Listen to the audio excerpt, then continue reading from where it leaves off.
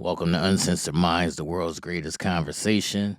As we like to always start off each show, I want to let the people know this is not Good Morning America. This is not the Pacify Cast. This is not the Coddle Cast.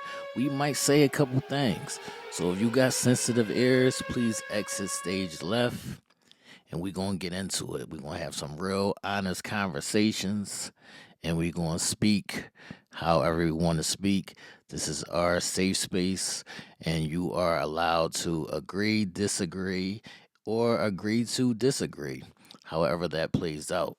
Ladies and gentlemen, welcome to Uncensored Minds.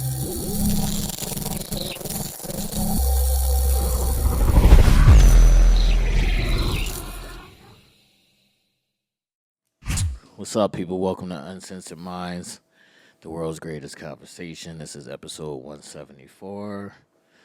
Um, we just gonna be like whatever today, so just vibe with it. Just vibe with it. Just vibe with it. People, we're gathering. We're still gathering.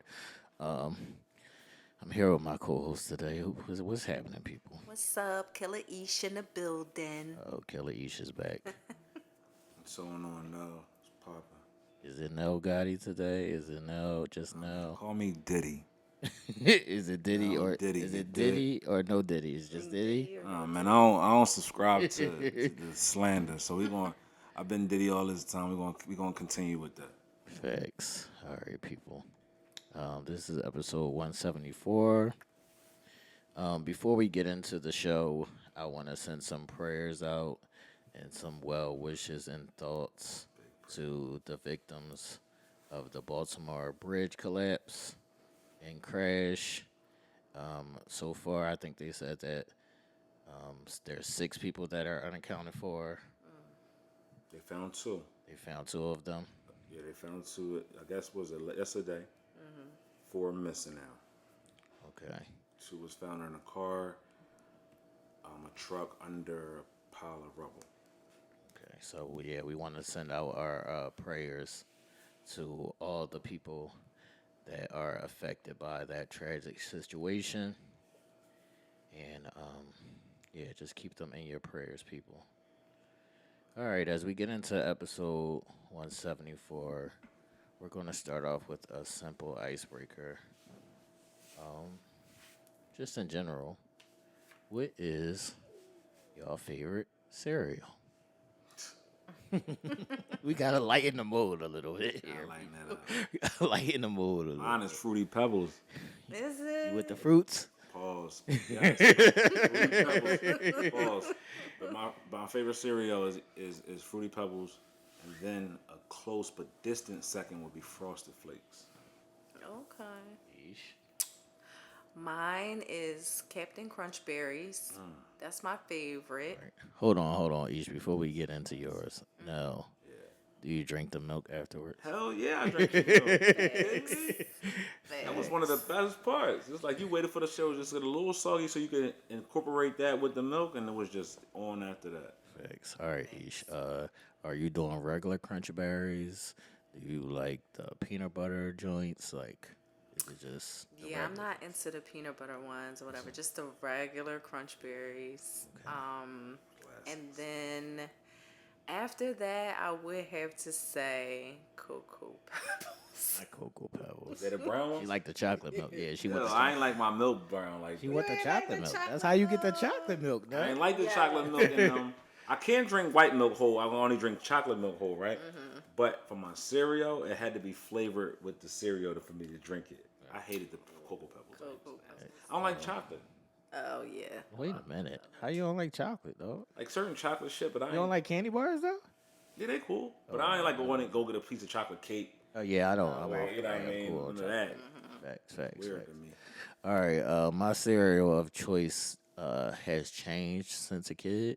So probably as a kid, I was doing Fruity Pebbles, and then it was like with the Cinnamon Toast Crunch. So the Cinnamon Toast Crunch would probably be my go-to, but I would dip and dabble into a cereal that I didn't like as a kid, which is Frosted Flakes. Really, I love Frosted Flakes. You know what? At my big age, you know a cereal that was underrated that I love now? What's that? Cheerios All right. with the honey Facts. Honey Nut Cheerios. and Raisin Bran. Raisin Bran is a Oh. sleeper. Raisin Bran is a sleeper It's a because But sleep. you wait, hate it as a kid, but as an adult, you just sprinkle a little bit of sugar on it. Yeah, and put some Listen. extra raisins in it. It'd be a good little money. bit. It'd be good good money. Raisin Bran Crunch. Raisin Bran Crunch is cool. I liked the regular Raisin Bran. The Raisin Bran Crunch was a little too, you know what I mean? Too Was a much little bit for too you. brandy. It's a little bit too crunchy. Too Yeah, brandy. I ain't want, it was too much. I But the ain't Raisin mad. Bran as an adult, I fucks with it. ain't mad. And actually Cheerios, I would thought I'd never eat Cheerios. Facts. I always thought I'd never eat Yeah. Cheerios, but Cheerios are cool as an adult, and also I like the healthy cereals sometimes now that come with like the little chocolate in it. So it'd be like regular cornflakes, and it'd be like little chocolate and strawberry pieces in it. That it's like Kellogg's or some Special shit. K or something like Yeah, that. We used to. I fuck with that. Fun fact: as a kid, we used to play on my mom's Lucky Charms because it had the marshmallows in it. We used to pick all the Lucky Charms. and Facts. leave That it was with a the fact. drink. She used to hate me and my little sister for doing that. That was a fact. That was a fact. You needed the marshmallow out that drink. Fact. That was a fact. All right, so let's see what we have on the board here, man. Let's see what we have on the board here. Ish was playing around with her topics this week. Nell was dipping. I think in we there. all was. It just like last week was such a classic show.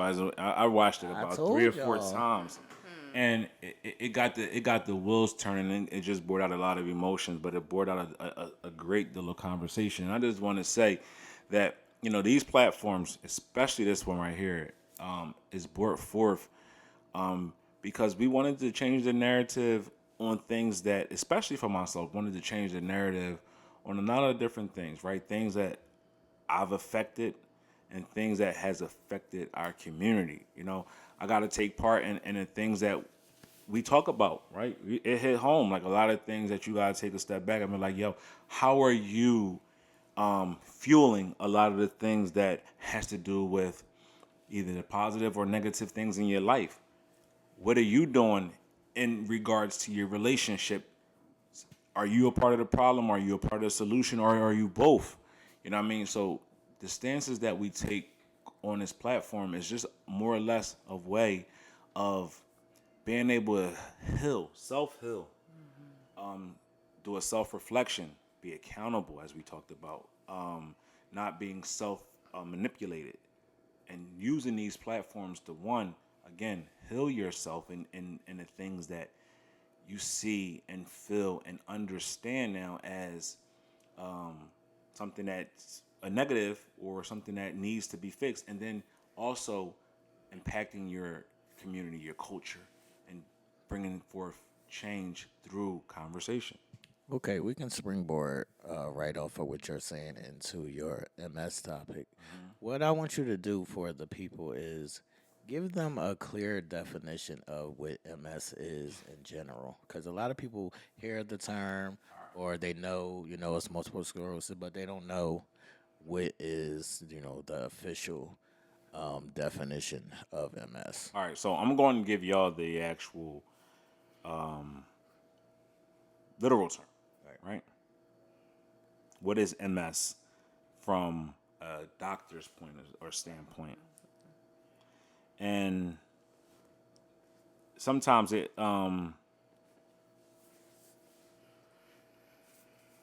sometimes it can be described through just simple words, but then times it's more or less felt, right? And multiple sclerosis, as the medical doctor.com, MD.com says, multiple sclerosis is a potentially debilitating disease of the brain and spinal cord, central nervous system. In MS, the immune system attacks the productive sheath that covers nerve fibers and causes communication problems between your brain and the rest of your body.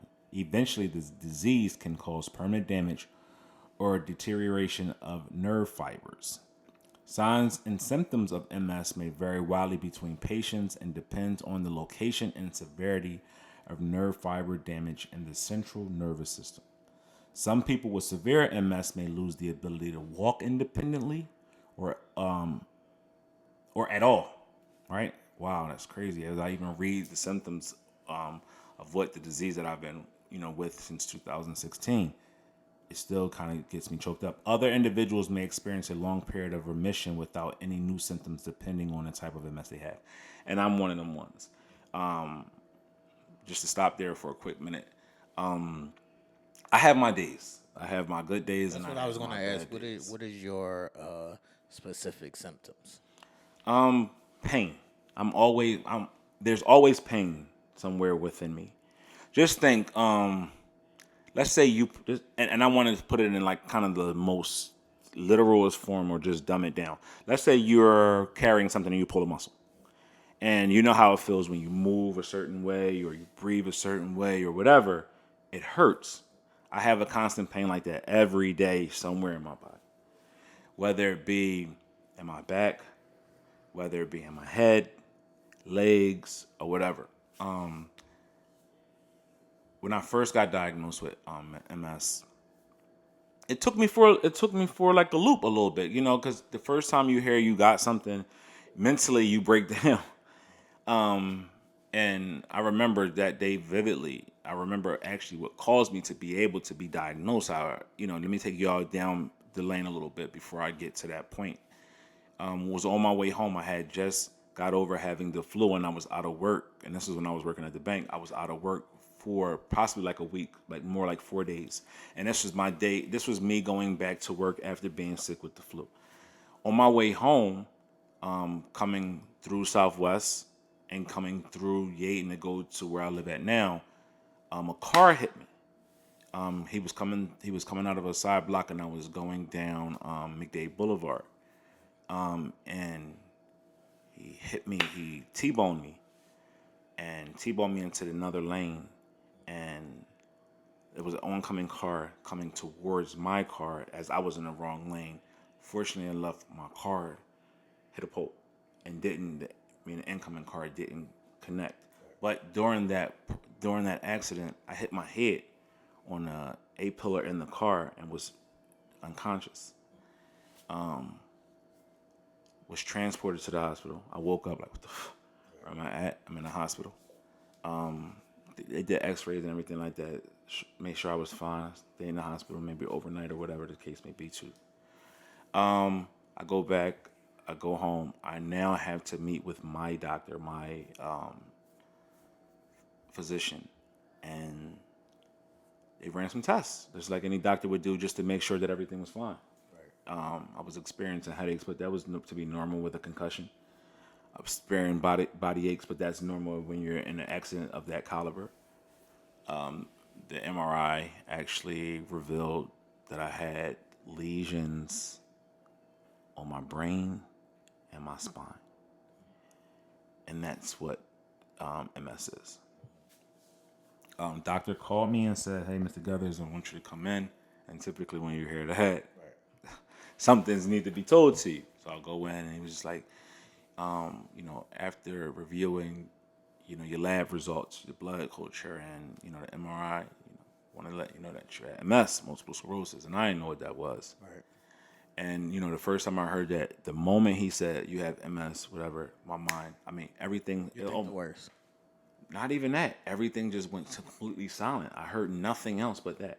All I can hear is mouth moving, and I just heard that, and I got into my feelings.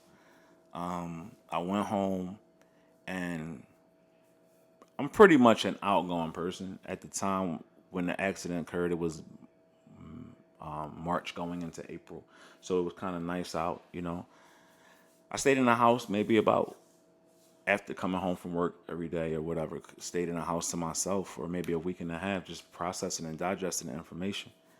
I remember, going back to the doctors just to continue as a checkup, just to make sure I was cool. He gave me some information, and he said, "I want you to connect with this group, this group of people right here, because far too often do we get in our feelings and we So it was like we a shut support down." group.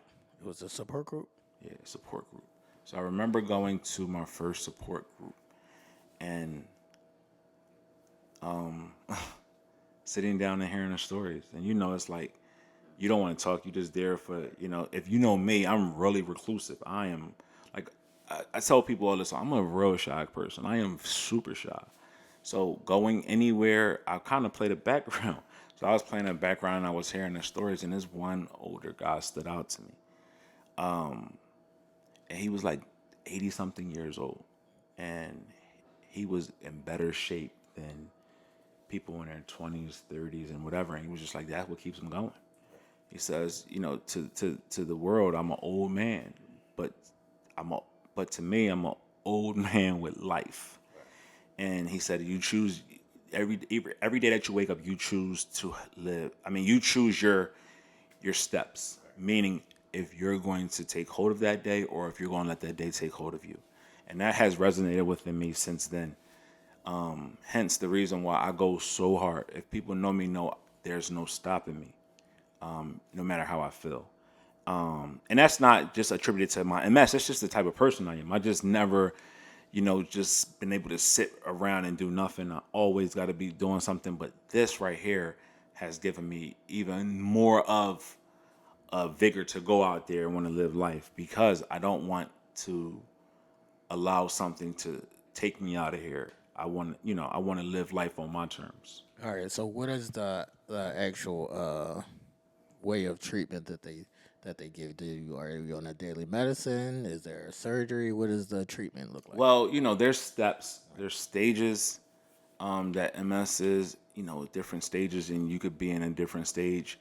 I don't, I wouldn't say luckily for me, I caught it early. I just was at a, beginning stage when I found out, teetering from beginning stage to the next stage. Now I have progressed. I have moved up to a different stage. So as each stage goes, it gets a little bit worse.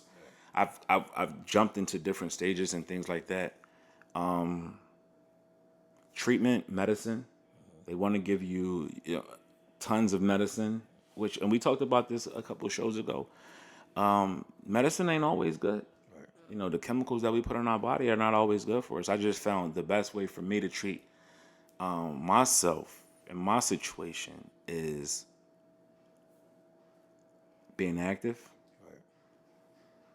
trying to be as positive as I can, not allowing stresses to take me out of here. I do use some of the medicines because I need them for pain management sometimes. I want you to continue, but I just want the people to know that a lot of times being active and having that positive attitude, it can help you and benefit you in a number of ways that people don't understand. Because a lot of times when people find out that they are sick or they have some kind of ailment, they fall into depression, and then they don't do shit, and that just compounds whatever they're going through. For But go sure. ahead.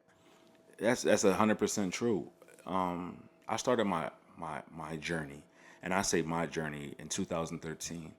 I just wanted to be a little bit more conscientious about my health, and I think that also has helped me a lot in a lot of ways because, again, I used to weigh 380 pounds, and as early as 2012, I was heavy. 2013, I lost a lot of weight. I lost 80 pounds in 7 months. And that was from me working out, being active, eating differently. And that too has helped a lot. What we consume, what we put in our bodies, what we do to our bodies, it all has an adverse effect on positive or negatively. And at that time, I was very active. I was running marathons, as y'all know. I was, exercising all the time. After work, I would go make sure I ran just to keep myself in shape. That was just my regimen. I was so thrust in it from 3 years ago to now. It was just a part of my life, so it was always within me. So that's what kept me moving and going. Just that wanting to be better in life. So I think that has helped a lot of the elements and the symptoms and just my positivity and my mindset. All right. What? I want to ask you. I'm gonna let you go, Ish, but I want to ask Nell. Is there anything that people can look out for? Because a lot of times people be like, "Oh, I just had a headache. It was whatever." And is there anything that they could look out for to give them like the signs of what could lead to? Yeah, so MS is an autoimmune disease. That's when my defense system, which is supposed to be my immune system, is attacking my body. And it should be the other way around. My immune system is supposed to be working to attack the things that are going to harm my body, but it works in reverse. Look out for a number of different things. Our body tells us so many different things that whether we want to listen to them or not, you know, I always said this, hey, you got pain in your knees, you got pain in your back, or you got a headache, or you got this, or you got that. And you always say, oh, I'm getting old. I can't see right. I can't see straight, or I can't think right. I got a headache, or my body hurts. I'm getting old. That's growing pains. I heard that all my life. You know, when you're a young kid and you tell your mom, my legs hurt. You know, oh, you're growing. That's growing pains. So you carry that on with you through life because you're like, all right, well, if that was growing pains at 12, 13, now that I'm at 25, 30, that's just me now getting old. And just never, sometimes you don't heed the signs. Your body is always going to talk to you. It's going to tell you when you need rest. It's going to tell you when to take a break. It's going to tell you when to push and go harder. That's what we don't listen to those things.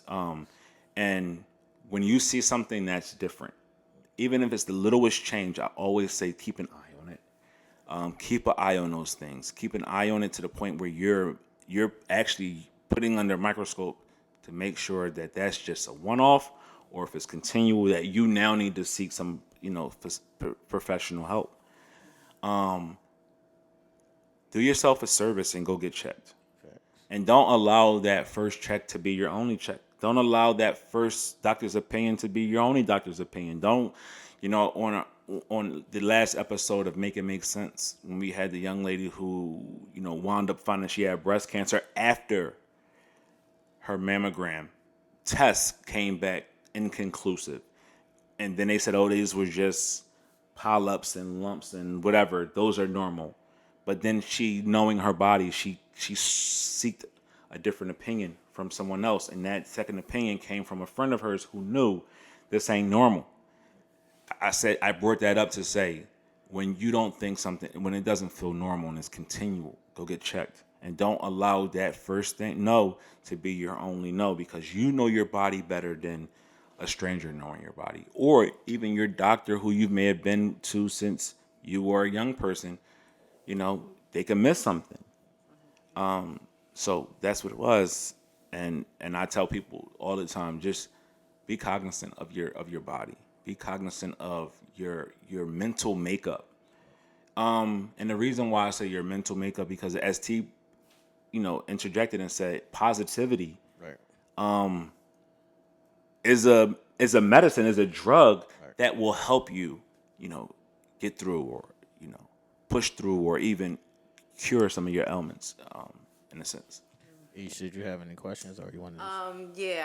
That was actually one of my questions. Like, what are the symptoms that you should look out for? But just to piggyback off of that, since you've answered, is there a screening process? So everything is different. Like, there's different stages. So now I'm going to refer back to, WebMD, where it says, like, there's no cure for multiple sclerosis. I will never be cured of this, right? Sorry. I can laugh about it now because I come to terms with it. It's life for me. Right. You know what I mean? It's life, just like this bald head. I will never be able to grow hair, so I just gotta live with it. You know what I mean? I got some hair on my face. I'm cool with it. Right? The ladies still like it, so I'm cool. But I've come to terms with it. So there's no cure for multiple sclerosis. However, there are treatments to help speed up the recovery from attacks. Right? Those attacks could be a couple hours a day, it could be weeks. You asked about some of the common symptoms, right? Numbness or weakness in one or more of your limbs that typically occurs on one side of your body at a time. Tingling, electric shock sensation that occurs when certain neck movements, especially bending the neck forward. So when I read some of these symptoms, right, you just think we all work. You just think that's just regular, normal shit. So you say, I had a long day at work today. I had a rough week. I had my children, my husband, my wife, my whoever. People got on my nerves today. Now I got neck pain because I was staring looking at a computer all day, right? Or lack of coordination. How many of us had this? When we get older, don't have coordination? You know what I mean? I wear glasses. Sometimes I don't wear my... If I don't wear my glasses, sometimes I'm not coordinated. Shit. Unsteady the gout or the inability to walk. Right. Shit, it's times. Now I know this to be a symptom of mine. Every morning when I wake up, I hurt like hell. I tell you, I hurt like hell. Like I literally have to lay in bed, literally for minutes. I can't just jump up anymore like I'm 20 and 30 no more. I gotta lay there and gather myself. But who doesn't? Right? You wake up, you might have neck pain, or you might have your back might hurt, and you might say, I need a new mattress. Right? You might say, damn, my mattress is old, or my pillows I need better pillows. Those things are some things that you need to look out for and not just put them onto something else, right? Prolonged double vision. I can't see regardless. I wear glasses. Let's say you've been wearing glasses all your life. Right. And you take your glasses off or, you whatever. You think that's normal because that's how it's been. Right? Blurry vision, vertigo, problems with sexual, bowel, and bladder function, fatigue, slurred speech, cognitive problems, and mood disturbances. All those symptoms that I just read is something that 99% of us suffers on a daily basis and we don't even know. Right. Not saying you got a mess, but those are common normal symptoms of a normal human being who's living in this world today. Mm-hmm. Mood disturbances. How many times have you been in a different mood? You could be, somebody could have worked your nerves, or you just could be emotional that day, or you just could be in your feelings, or whatever. Those are symptoms of normal life now, right? And we push those things off to say that's life. But those are common symptoms of multiple sclerosis. That's, All right, I want to ask, how do you think that, or what would be your advice to tell people how they should carry you, like even with other people that they may know or whatever that have MS? How should they carry you when you're having an episode? Like, how can they help you? that's a great question. I'm good at my job, man. That's a great question. And the reason why I say that's a great question, because people say they understand. Right. People understand that I have this because I'm very vocal. I share with whoever comes into my path just because I know how it can look on the opposite side of not knowing, and it feels like, oh, he's being standoffish. Oh, he always crying that he's not feeling well, he hurts. People say they understand, but they don't understand. Yo, you know why I hate this so much is because I go through that same thing a lot. Whereas though I could be like, nah, I'm sore. And the person might look at me and be like, you always sore. Yeah. Like, motherfucker. Or you always tired. Right. Yeah, I know I'm always tired and I work a lot, but it's times when I could just be chilling and not just feel fatigued and I'm just blah. And believe it or not, I used to think this shit was super cap, man. When our parents used to tell us they could feel the rain. I could feel. I can feel when there's a shift in some type of weather pattern. If the rain coming or if it's going to be something different than what we've been having, I can feel that my body goes through a change. I can either be fatigued or I can be in pain, and I feel that. So I just tell people to, and I also have to be understanding of this as well because I live in a world with them as well, and I gotta live in their world the same way they gotta live in mine. What can I say? It's like a thin line of them understanding what you're going through and you not putting that on them. Yeah, That's the thin line. and then also too understanding that that's not their disease. Right. It's mine. It's a part of my life, and I've accepted it. But I can't expect you to accept it in the way that I have, and deal with it the way I have. I understand. I understand, not to a certain extent. I understand, and I be trying to be so different, and I be trying to plan shit in my mind. I'm gonna do this. I'm gonna do that. I'm gonna make it. But then it could hit me like I can come home from work and I just be like, damn, I'm tired. I'm beat. I ain't got it. Like I ain't got it. Like typically my breakdown moment is my Saturday after I come from work. I have nothing left to give because I give myself all to that, and then whatever I've done in the week. And that night, that Saturday night when I come home from work, I am so beat to shit that I had that it's hard for someone who's in my life who I might want to go out with and date and love on and do. And that's not me being selfish, it's me just not being able to. But I try to push myself and I try to be understanding. And I can't expect for somebody else to understand. So I have to push through and I have to get up when I don't feel like getting up. But it's tough. It's tough. What I would say to people out there is I get it. I understand that you got your feelings and you got your wants and you got your needs. And in dealing with anybody that's going through whatever, it could be a autoimmune disease, or it could just be going through depression. It could be going through tough times. We can't ask you to live in our world and in our situation, but just be a little bit patient. Just be a little bit patient, and then I will try my best. We will try our best to accommodate your accommodations, right? Because that's basically what it is. It's accommodating your accommodations. You accommodated me, the understanding of, all right, cool, I got it. But then I also have to be cognizant too of saying, all right, you've been this accommodating. I have to push through, even if I don't feel like it. I want to, but even if I don't feel like it. I try not to use, and as y'all know, if I didn't tell y'all wouldn't, no one would know. I don't try to use my disease as a crutch because what good does that do me? It does me no good.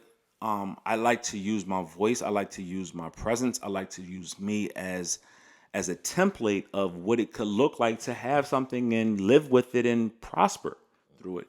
My disease does not stop me from traveling. I travel. My disease doesn't stop me from loving. I love. My disease doesn't stop me from having a smile on my face. I'm happy. My disease does bring me frowns and it brings tears and it brings emotions and it does all of that things. But my disease doesn't define me. I define what my disease is for me. And that's what I would tell anybody that's going through any challenge or adversity. It doesn't have to be a disease. It could just be any mental complex or any complex that you're dealing with in life is. Don't let that trick you out of who you are. Right. You control the narrative in a sense. Now we got people who suffer from lupus, fibromyalgia, and a number of different diseases that looks and mirrors like MS. They're like relatives. I know people that have fibromyalgia that has a lot have symptoms that I do. I know people that have lupus flares and have symptoms like I do, and they're debilitated to the point where they're hospital bound sometimes, and they have flare ups. That's what we call flare ups and things like that. When you need medical attention, or you need to gather yourself and get yourself back together to be able to be what you normally are to everybody else. Yeah, that's my story on this. Any questions?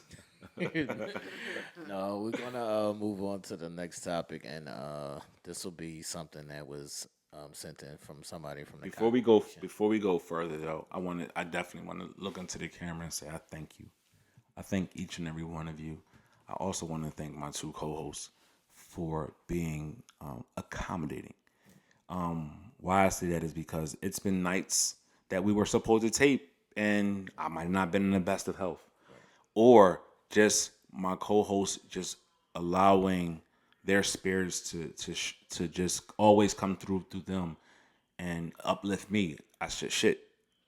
We know the young lady that's sitting next to me has been going through her journey, and I use her as a muse, not a mule. I can't do that. And now I'm carrying pink Tusi. Yeah, I don't want you to carry my cocaine, okay? But I use her as my muse, especially here lately. She's been going through her own fight, but she gets up, she comes in here, she's ever so vibrant, she's ever so ish. Also, I've been knowing this young brother since he was 10 years old or whatever. Right. And I know what he's went through as a child to make it up to this point. And I'm like, damn, my man, total surgeries before we even knew what surgeries and shit was. Before we even knew what hospital was, he was in them beds and he pushed through and he persevered and look at him now. So it's individuals like that and like you all out there who inspire me to continue to go push hard, continue to wear smiles on my face, continues to fight, and will always continue to fight. And I just thank you all for loving me, giving me the opportunity to come into your living rooms, through your communication device, and hear the shit that I spew out of my mouth, good, better, and different. And then I also want to say I appreciate everybody following my movement over at Friday Night Lights, make it make sense, and even here at Uncensored Minds. Thank you, thank you, thank you to you all, and thank you to my peoples over here as well. I appreciate it. You already know. Ish, what was the topic on the alcohol and the liquor and Oh shit! does that turn you up? Like, what's happening? What's Yeah. happening? What's happening? Yeah. You be turned. So, What is happening?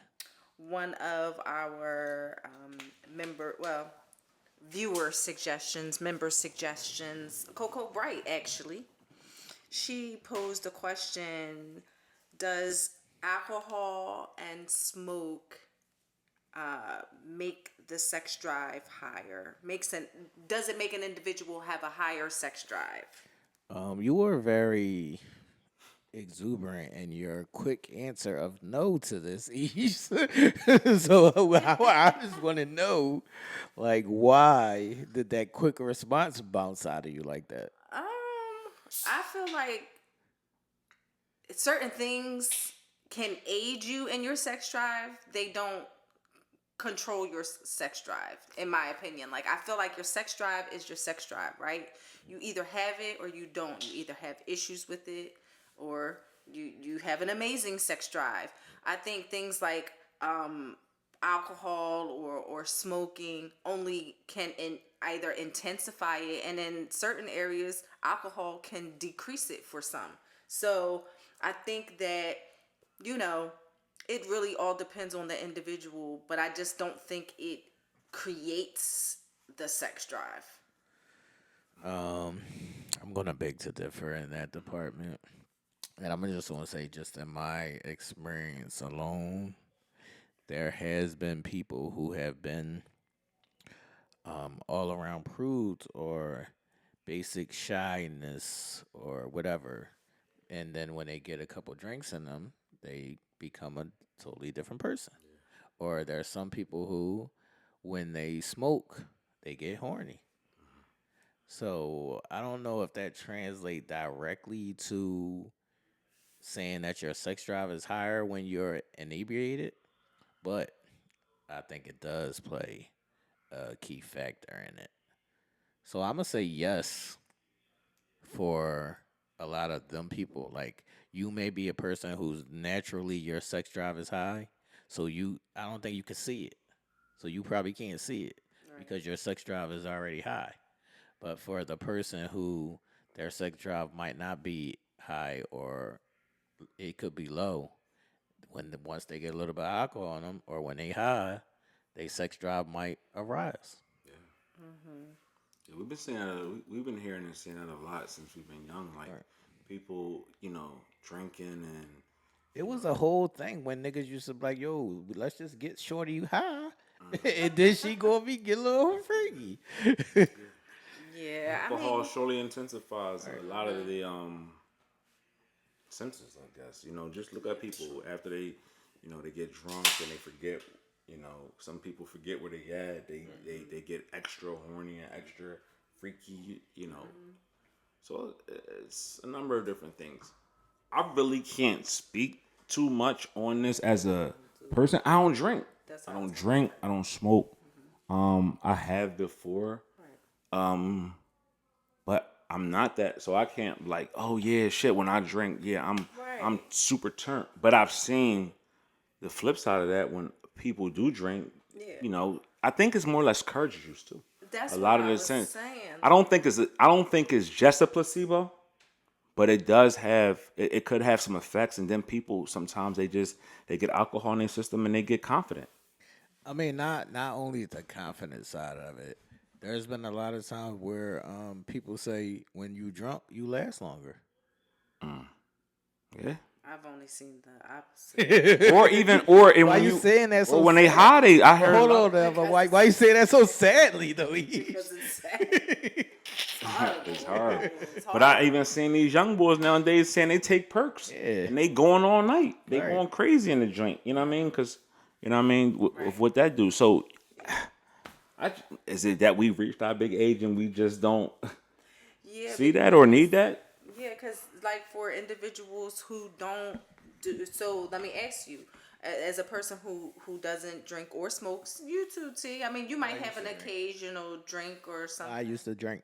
Right. All the Right. time. Right. So did you see that really affecting your sex drive? No, Like, or no, do you still no, have that a great sex drive without smoke and no, drink? no, that didn't affect my sex drive because my sex drive was always high.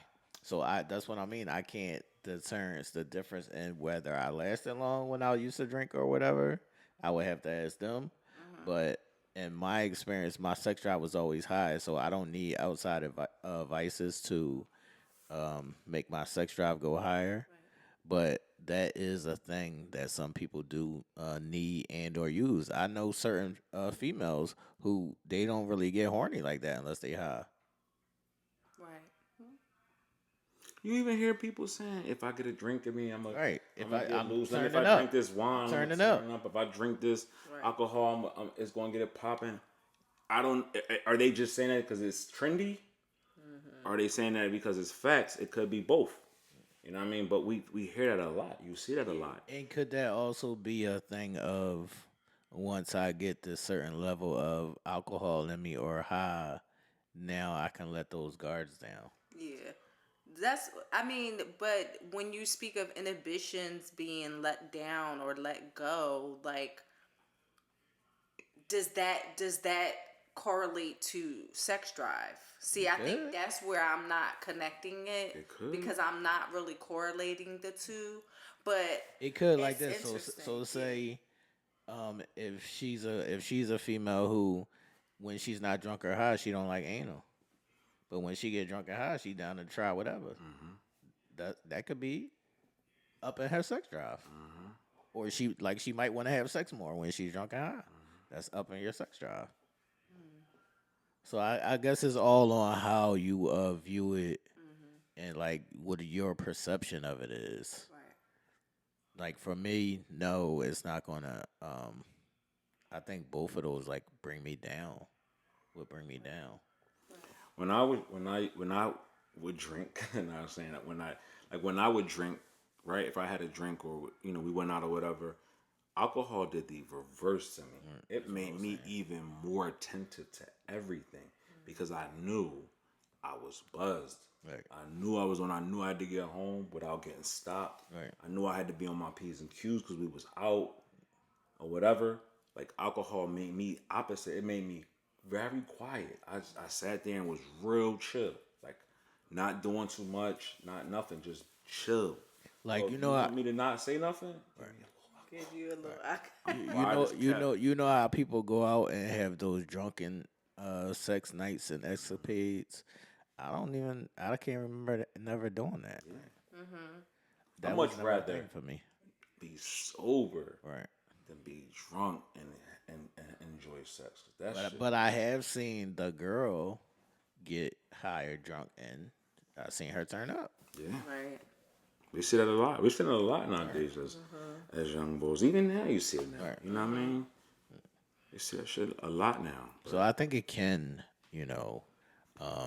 be a factor in your sex drive or can make it higher or lower. I think it all depends on the person, the specific person of I it. could just Yeah. imagine somebody ride me and they throw up on me. I'm Heck fucking yeah. And that's what I was getting ready to say too. I'm losing it. Yeah, because women, I know that I've heard stories about women who don't necessarily like to drink, or Right. even if it does heighten it, they can't find a happy medium to where it's not making them Yeah, sick. they don't know So when to if stop. they're drunk, They don't know your level. Yeah, and if That's they not all. drunk and drinking and sucking a dick, and then they gag, and then they throwing up but- I on the know some dick. that can definitely hold their liquor and get it popping. That's And what I was about to say. But have you heard the reverse side of that, Ish, where she was approved, but once she get a little drunk or once she get a little high, she try and fuck on something. I have. Right. Yes, I have. But see, sometimes I be feeling like some of that prudeness comes from them thinking that people are going to think a certain way about them. Like their prudeness don't necessarily correlate to how they like to get fucked, or, you or, got a lot of or if corn. they get horny You got on a a lot of regular. cornballs out here though.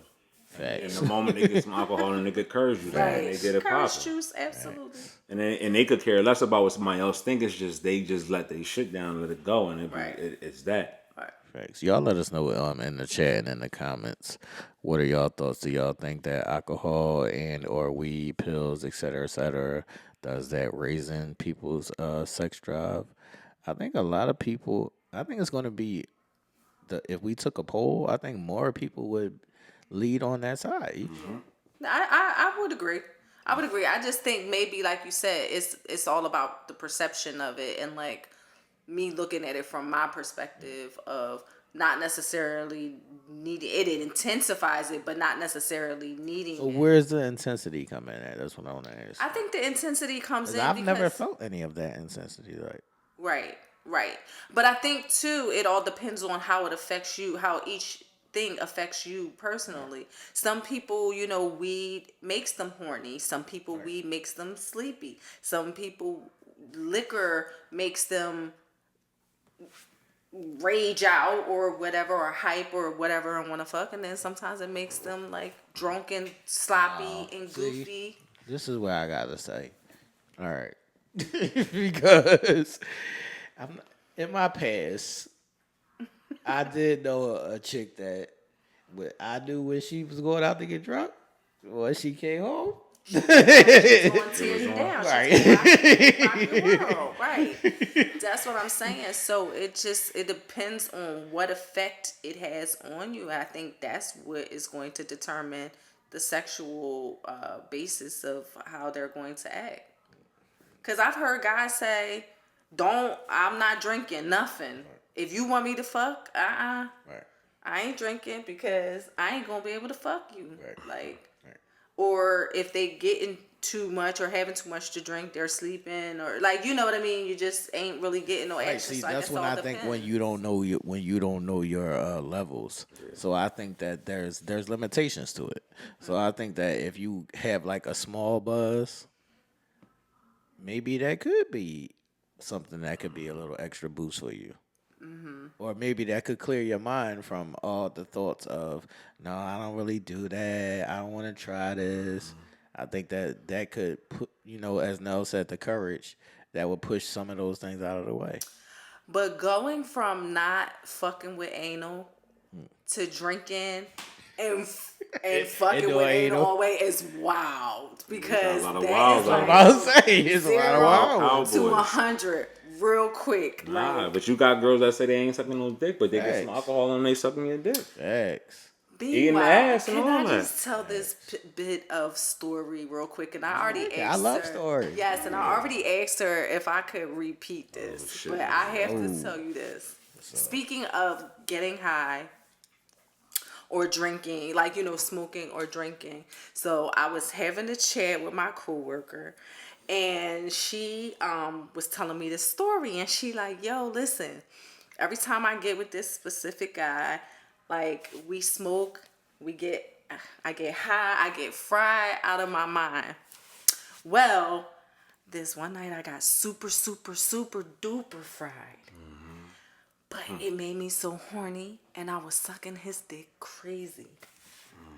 But I went bananas Olympic gold medalist, huh? on his. I went banana and was sucking his dick crazy, and scraped a chunk of meat I can't. Off his dick. off his. She's still dick. alive? That's what I said. So she said he told her, "Yo, like, you really took a chunk out of my," and then he showed her. Fuck was she doing? Like, and she said she felt so super embarrassed because she thought like she was fried and she was feeling good and she was horny and she was going crazy. And he did tell her, hey, listen, that was like the best dick suck you ever gave me, but you took a chunk of meat. And I don't think it was like an exact chunk, but it was definitely some unleveledness, indentation Yeah, right. of his dick. So I think sometimes, like, you know, those things can just give you a sense, a too heightened sense of. She was turned. Yeah, she was way turned and she went way crazy. Cookie Monster on the dick. I can't. Don't go Cookie Monster on my dick. Yeah, he ain't feel it. Like he wasn't like, damn, they felt like this going on. I think probably He got caught up in it. He got caught up in the moment. Yeah, that that's shit was what she probably said. too She good. said they were really caught up in the moment, and it wasn't until like I guess later on, like maybe when he got in the shower or something, he felt it, and it was just like he probably felt it during the act too, but them being high, it was like delayed reaction. When I smoked at one point, I was dumb high. I'm stupid dumb high. Like, Yeah. I can't do. I can't function. See, weed don't have an effect on me. I don't get high. I can't get high off of weed. I don't funk. Because I'm not for it. I'm not. My body not like. I ain't. Yeah. I know you know your limits, and you know what it's You know cool. your not limits, to- that's why I like you told know her. what? Also, too, this is a PSA. We gotta put a PSA in this. Yes, this is an educational show. You don't have to drink and smoke to be fun. Facts. You don't have Some to. people do. Yeah, some people do. But don't be peer pressured into thinking that you got to do this because people would think, oh shit, they talking about this now. Now I got to be an alcoholic or now I got to go get turned and whatever. No, man, live you. It's too much peer pressure out here, and the peer pressure that we be succumbing to ain't us. If you ain't with it, don't do it. If that ain't your lifestyle, don't do it. Don't let peer pressure, what the world is doing, what's trendy, what's popular, to get you all caught up in, and again, we kept saying this word, tricked out your spot.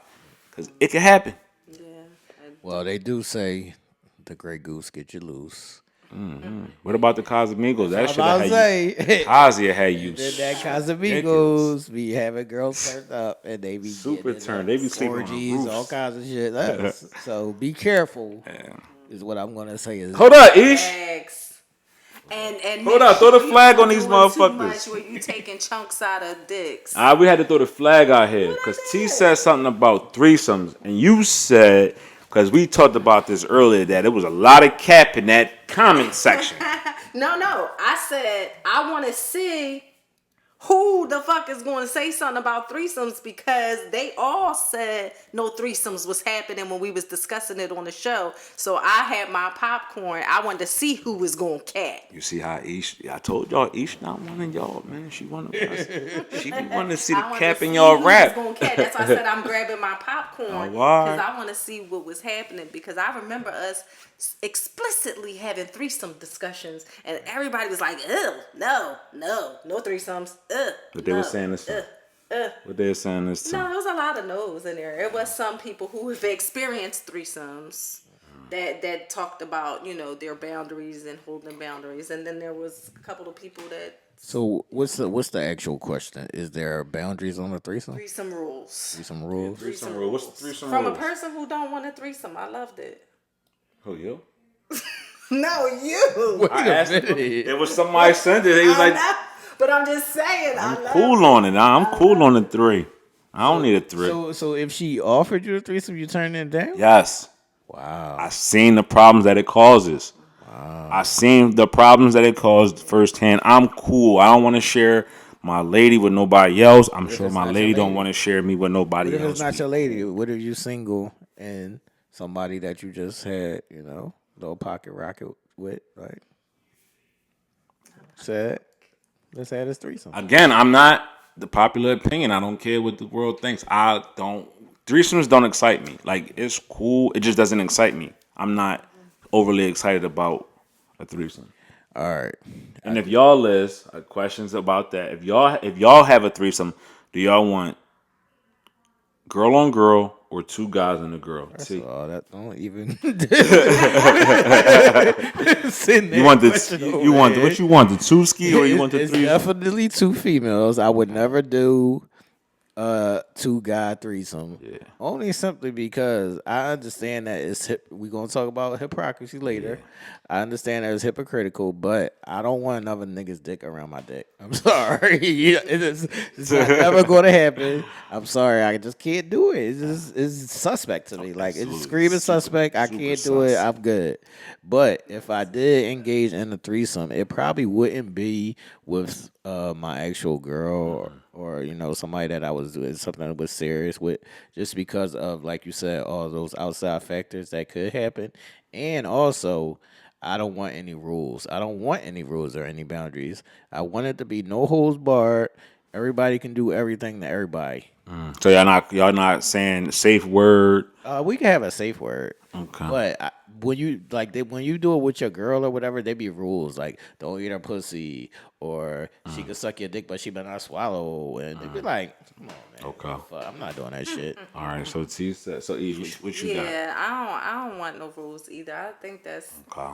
I don't like rules during sex. You obviously you have to have boundaries and you have to do things Like that it's you're like this, no, comfortable like with. my bad, Ish. But it's like this, like a lot of times when your girl might offer you a threesome, like she might let you fuck shorty, but she don't touch the girl. So it's like that's not really a threesome. Right. So you don't want you don't want her to let you hit the girl and she on your back just rubbing your back while you hitting it. No, you gotta eat her You got to pussy. you got to engage. Somebody gotta eat her. All Somebody, right. So y'all gotta eat each y'all other see pussy. that, ladies? Are y'all if y'all have a threesome, are y'all eating the other girl's box out? All right, go ahead, Ish. Yeah, but I don't know. I just don't like the rules thing. I just want to be free, have fun. Like, what's the purpose of it if, it's got to be, well, you can't do that and you can't touch that and you can't this. And I'm only going to get my box ate. I'm not going to touch or I'm not going to do. Like, no. But for me, I would not be afraid to have a constant. Have a like constant part. like with Okay. my partner, like if it's my partner, like I We done wouldn't fell into mind. erotic zone right there. Yeah, No, I wouldn't no. mind having a constant, Right. like our girlfriend, like you know what I mean. All right, so here's my question for you on that, Ish. Do you think there will ever be a time where you might feel jealous that he might like fucking her better than you? Or would there ever be an instance where you might like fucking her better than fucking him? That's all of that is possible. But you can't be afraid to want to experience things just off of like the possibility that one of those things might happen. But my thing is too, if you are confident in yourself and in your partner, knowing that okay, he might like her pussy better or might like her energy better, then that's what he likes. So would you be mad if he started fucking her without you? If that wasn't a part of a Right, part that's of not a what part of we the did threesome. discuss. Right. I This is mean, you at work and now they fucking while you at work. That ain't a threesome no more. yeah, well, it's not a threesome no more. Now we're going outside of boundaries. Now I'm talking about rules within the threesome. Right. I don't think there should be any, but I think there always should be, especially with your partner, like with your man. Like if it's just I somebody wish I had a box else. because that opens up Pandora's. That's why I said I'm Yeah, not and it does, but engaging because that opens up Pandora's box because at some point somebody's going to catch feelings and want to do something outside their partner. Not all the time, but it happens a lot. yeah, It I happens a see. lot. Then what happens what happens when in a threesome I knock shorty up? How the fuck we gonna explain that? Are Right. you gonna be comfortable with that being my woman? And then I knock another shorty up and now she got my kid. Your best friend got my kid and my kid is her kid's son or brother. I mean, it's weird. Yeah, and it's a lot of what ifs. It definitely is. You got to be willing to want to go into that space with the other individual to even say, hey, well, Right, whatever knowing that might something come. can happen. Yeah. Whatever may come, may come. I would rather be like, Ish, like, I like this energy over here. Like, I'm probably going to fuck her without you. Like, you know what I mean? And I'm going to be like, okay, Good luck with that one. She wanna know everything. Yeah, good luck. Good Good luck with that. Good luck with a nigga thinking that they can happily walk down that street. Never. Right, That street don't that's what I'm exist. saying, and most people are not going to want to walk down that street because they may be afraid that Right. I'm going to leave. Right. And my thing is, well, okay, if you feel like that's where the energy energy is, then be where the energy is. It's okay. I would just rather I would like to know. And I think I would be open and be like, yeah, I'm thinking I'm liking pussy better than that dick right now. Yeah, I think just on the instance of all those things that y'all both said, I think that I would rather choose a one-off than a consistent third partner.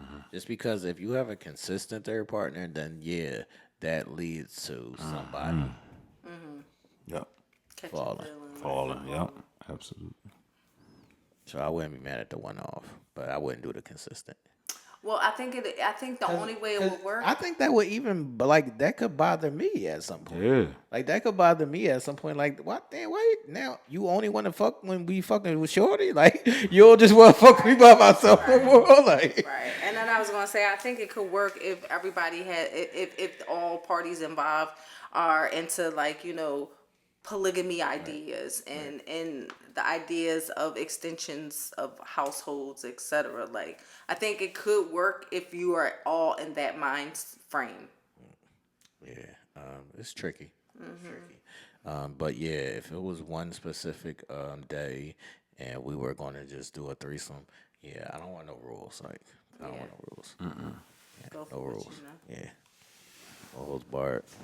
Let it all out. Oh wow. I just be thinking about the people that said, yeah, I want, like the ladies that said, yeah, I want two guys and them.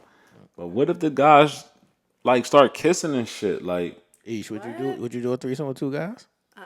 I'm not interested. yeah, like I'm saying though, like what if the three guys, like he hitting you, then when he switch positions, he start like that shit crazy. Like y'all be saying y'all want two dudes and don't be knowing with the situation like that. I don't know, man. Y'all wild, man. Yeah, that's kind of wild. Pause. Yeah, I just can't do it. I don't want to be in a room with nobody else dick. I'm sorry. I'm cool. I'm cool with you, shorty ass one. I don't need nothing else.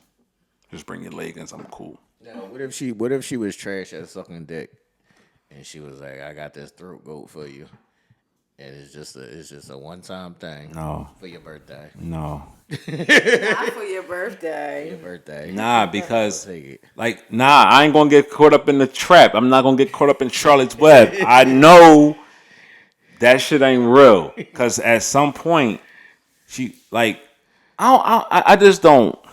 You don't trust it. I don't trust it. One, and I'm just not interested. Like if you my girl, I just want it with you. You don't gotta bring other motherfuckers into the equation. If you can't do it, then you just can't do it. Cause what if she going crazy on my joint? Now you upset at me because I enjoyed it. It's weird like that in the world. No, but I'm just saying. Then Come on. don't do it, sis. If you're gonna have a problem, you But just then- got finished presenting a throat But this goat the to thing. him, and then But don't this want the him thing. to As enjoy a it. grown man, I gotta understand what comes with that. Right, you gotta know better. You know what? I'm gonna know better for the both of us. I'm not doing it. I'm cool. I don't want it. Your trash head is good enough for me. Eesh, guess what? I would do it. You would do it? You taking the throat goat? Oh yeah, I'm taking a throat goat, nigga. You crazy? You taking a It's throat a goat? throat goat. All right, is that throat goat? So let's say the throat goat go crazy. I'm cool with the one time. I'm cool with the one time. I'm not gonna catch feelings. All right. I'm experienced enough. Yeah, it's enough experience. I'm just cool with it. Yeah, I just don't. I'm cool with it, man. That just it opens up too many possibilities. Man. But if my lady wanted to bless me with that, thank you, lady. You the real MVP. Birthday gift, she got you. Thank you, lady. You the real MVP. I wonder if the thumbs up is gonna come from me. Crazy in this Thank you, motherfucker. lady. Thank you, lady. Thank you, lady. Hilarious. All right, people. Moving on. All right, this one may be a trigger for certain people. And I was talking to Aisha a little bit about it. I've been having a couple conversations about this specific topic in general, just over something that I saw on a TV show. LaRon and I recently met up at a club. A guy that I know came up and spoke to me. LaRon was so angry, calling me this kind of B, this and that, F you. You feel like you've been possessive already? I can get jealous a little bit and a little possessive. Yeah. No, my mouth is kind of crazy. Why does Maya think you call her a bitch? Because I did. But the topic is, or the question is verbal abuse worse than physical abuse if the physical abuse is less than the verbal abuse. So if you're being verbally abused every day, but you may only, and none of these things are okay. So I want to start off by saying that ain't none of these things okay. But people do stay in these situations. So I'm trying to figure out how and why. So say a person might pop off on you, like get a little pop in the head, something like that. Who the fuck was laughing? He stopped. It's super serious. You trying to get us canceled. You trying to get us canceled. To say, I wish a nigga would.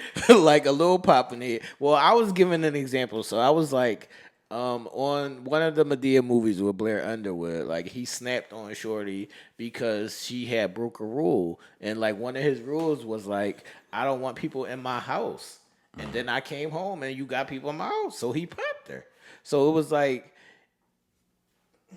it's physical abuse, but it's like something that I said to you that I don't like and I don't want, and then you violated that. So it's like, no, you're a grown person. Nobody should be putting their hands on each other. But it's also something that I told you I don't want and I don't like. So if there's and that could be avoided. So so it's like, no, if you be like, yo, I don't like fucking ketchup. And then she come home with the ketchup, so you had to pop her. But she made the choice. She didn't have to bring the ketchup home. I can't. I'm just trying to make it make sense. I mean, I know it's not all right, but I gotta make it make sense. I just gotta make it make sense.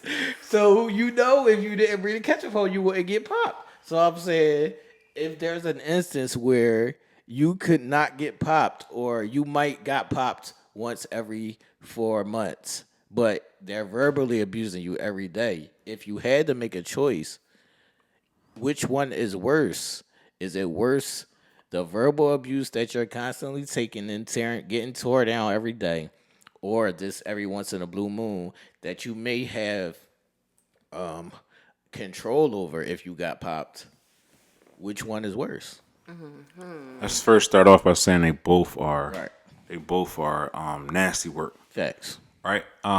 Again, as I sit here, I told you I'm gonna be as transparent as fucking possible because that's just the way life is now. 2024 has exposed all You're the truth. You're the truth. Right. So I've been, what is it, a co-conspirator or a cohort and the disrespect, Right. And the disrespect by way of my tongue, my speech.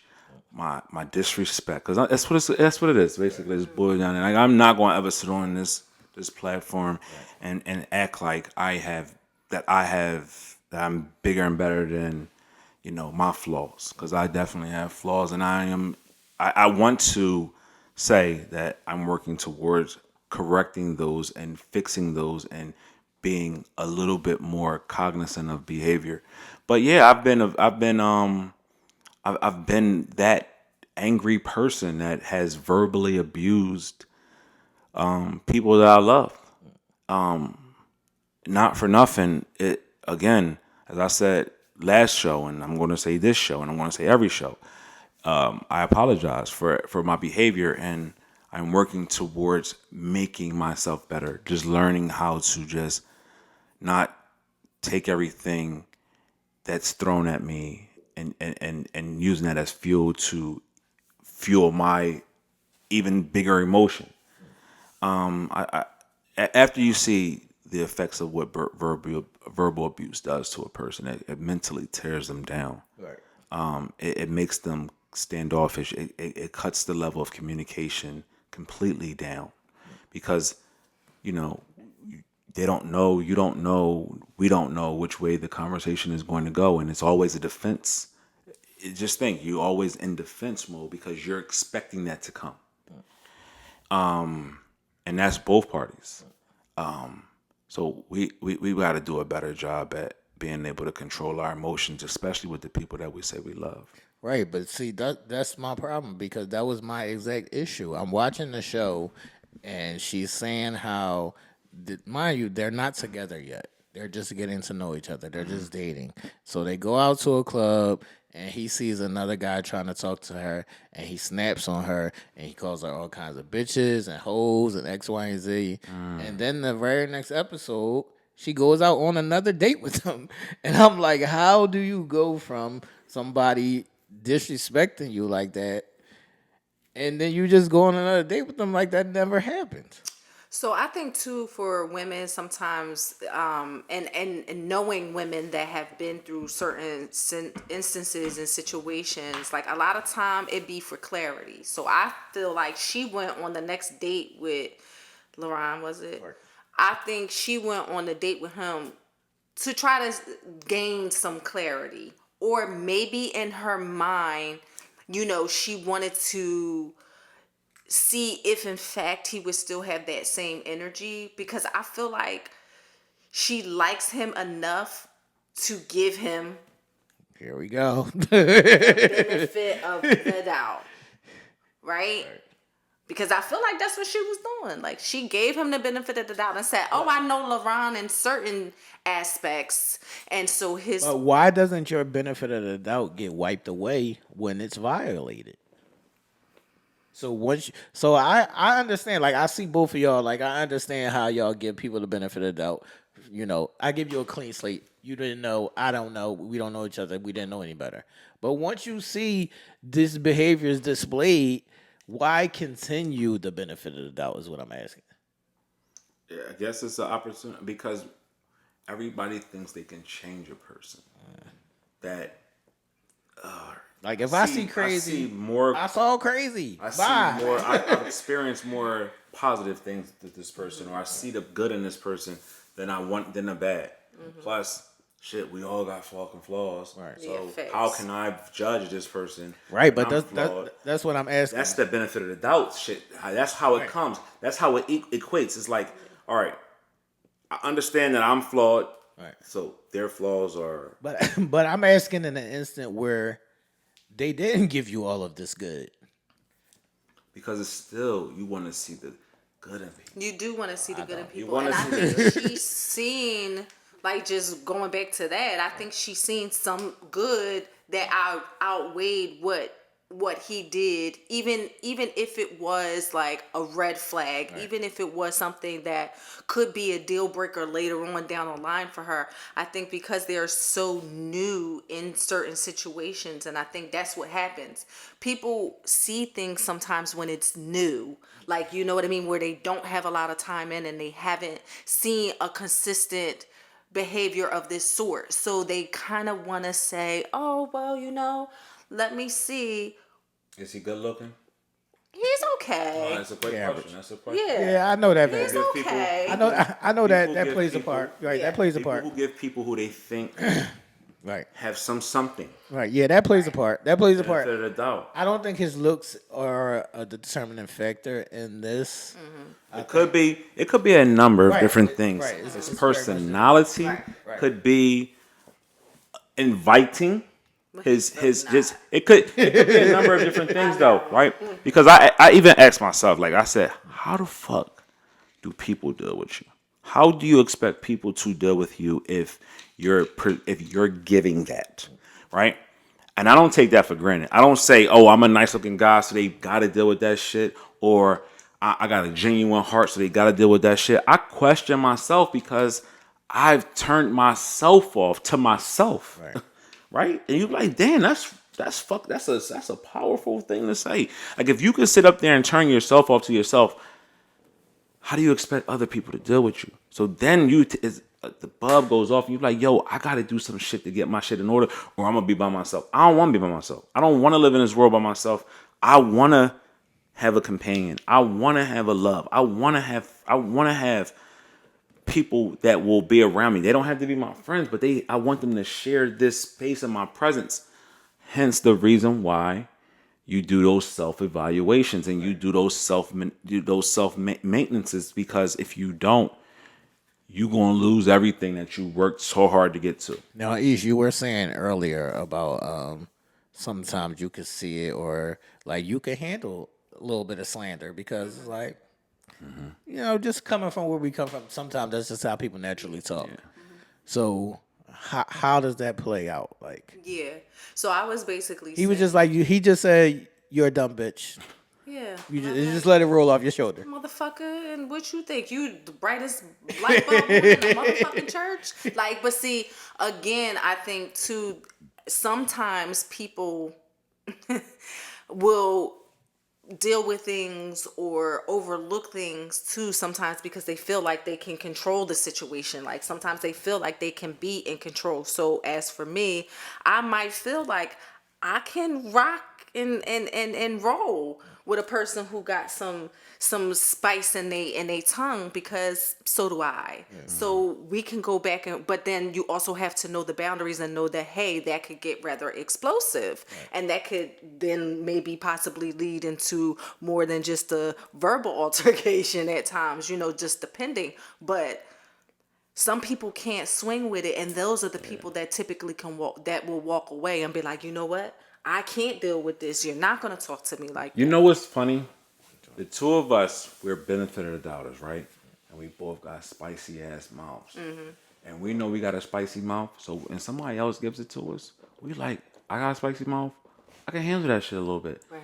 You, on the other hand, you don't like that altercation. So you will walk away from the shit and let that shit be. You be like, Where the two of us, we be on some shit. And we know we be on some shit. We give some shit. So we got to take it in.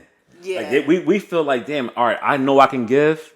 So I got to be able to receive that shit. So we give that opportunity the benefit of the doubt. Like, all right, I ain't going to just move from this place because I know I can be on some shit too, Patch. But we're not going to let nobody put their hands on us, and we accept that. Nah. Right. And that's what separates the hitting from the verbal, because we know we can dish it, so we got to be able to take it. We can't be weakling on that. So that's what I want to say. So even after all of that, you still said that the verbal is worse, though. Yeah. Yeah, Because let me tell you, I do feel like, I know, and what did I say? I said physically you can pound somebody down even if it's once a year. Right. You can heal from those physical wounds. It's going to hurt and it's going to cut deep even if somebody puts their hands on you. It's a different type of element when there is physical abuse. I agree with that 120%. But what effects do I feel have longer is the verbal. And only simply because verbal abuse sticks to not only in your mind, but it sticks to your heart. And it weakens in every way possible. And there's a difference with having the ability to talk spicy and to talk shit and to be able to roll with it than verbally spewing out shit, hurtful shit. Yeah. That lands and lasts differently. But I've also seen that very specific thing trick women, and they take it the reverse way of like, no, he really loves me, and that's why he's getting so upset, because he loves me that much. We've even seen some instances where if in the altercation you don't get upset and you don't show emotions, that they don't feel, some people don't feel that's love. Right, that's what I'm saying. But some people think, oh shit, he's getting overly emotional about it and he's going back and forth, that he cares and loves me enough that he's going back and forth. Again, it's all a sign of traumatic abuse, and it's both sides of it is horrendous. We gotta call it what it is, right? We gotta say any form of abuse that a person deems as being abuse to them is a no. And we gotta, in our big age, we gotta be able to control it and hone it in to the point where our tongue and our body parts are not used maliciously. All right, we can all have our disagreements and our opinions and things, but when it starts to trend on the line of abuse, we went too far, because then, hopefully your conscience has kicked in. I know for me, it's been like, let's say I was too aggressive verbally. That shit leaves me dejected. That leaves me so bothered because I caused pain to someone verbally, which is hurtful, more hurtful. Because I didn't put my hands on you, but I did put my hands on you. I put my hands on the place, your heart, your mind, your soul.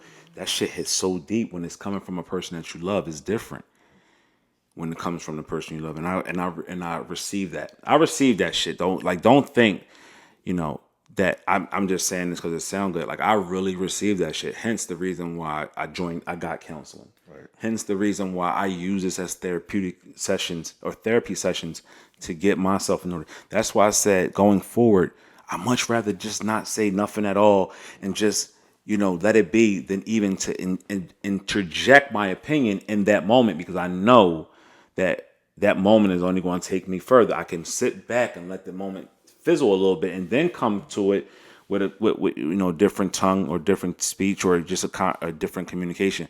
But I'm a victim. I am. What is the person opposite of a victim?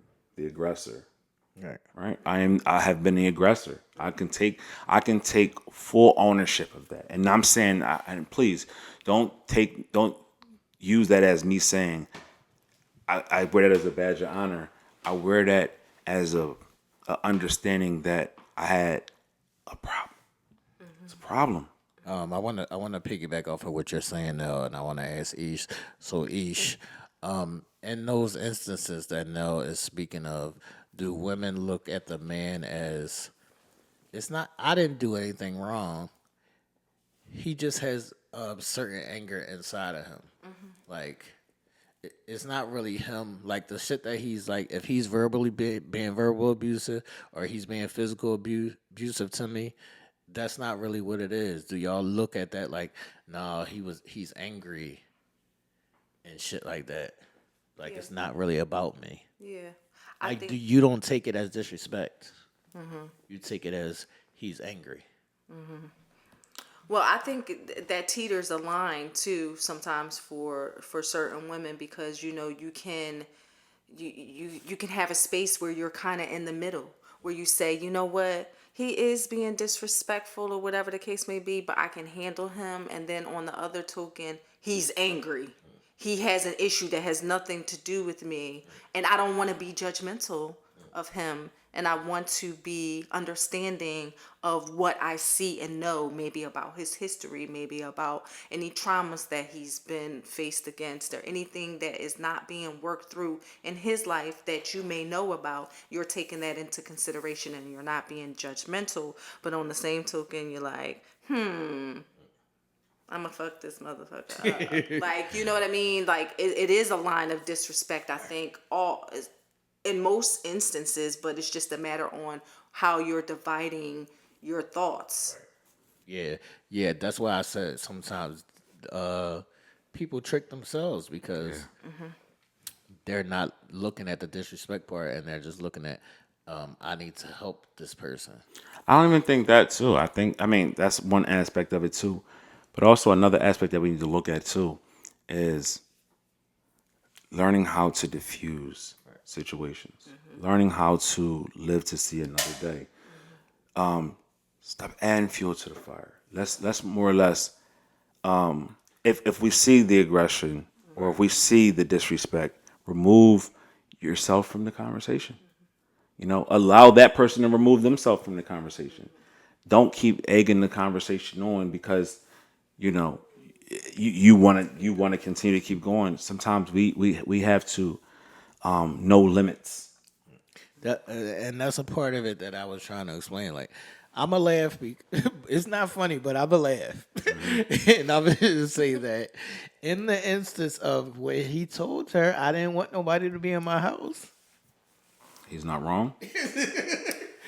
He's wrong for hitting her, Yeah. but I also told you I don't want nobody in my house. Right, and that's what I think people have to understand that, sure, that might be the case, but you have to learn to deal with delivering a response better than either a verbal abuse or a physical abuse. Right, Ish. Regardless. I'm saying that he's wrong. I'm asking, why did you violate the fact that he told you I don't want nobody in my I think I was house? gonna get knocked upside my motherfucking head because my sister was here and she called over a stripper that I ain't know nothing about.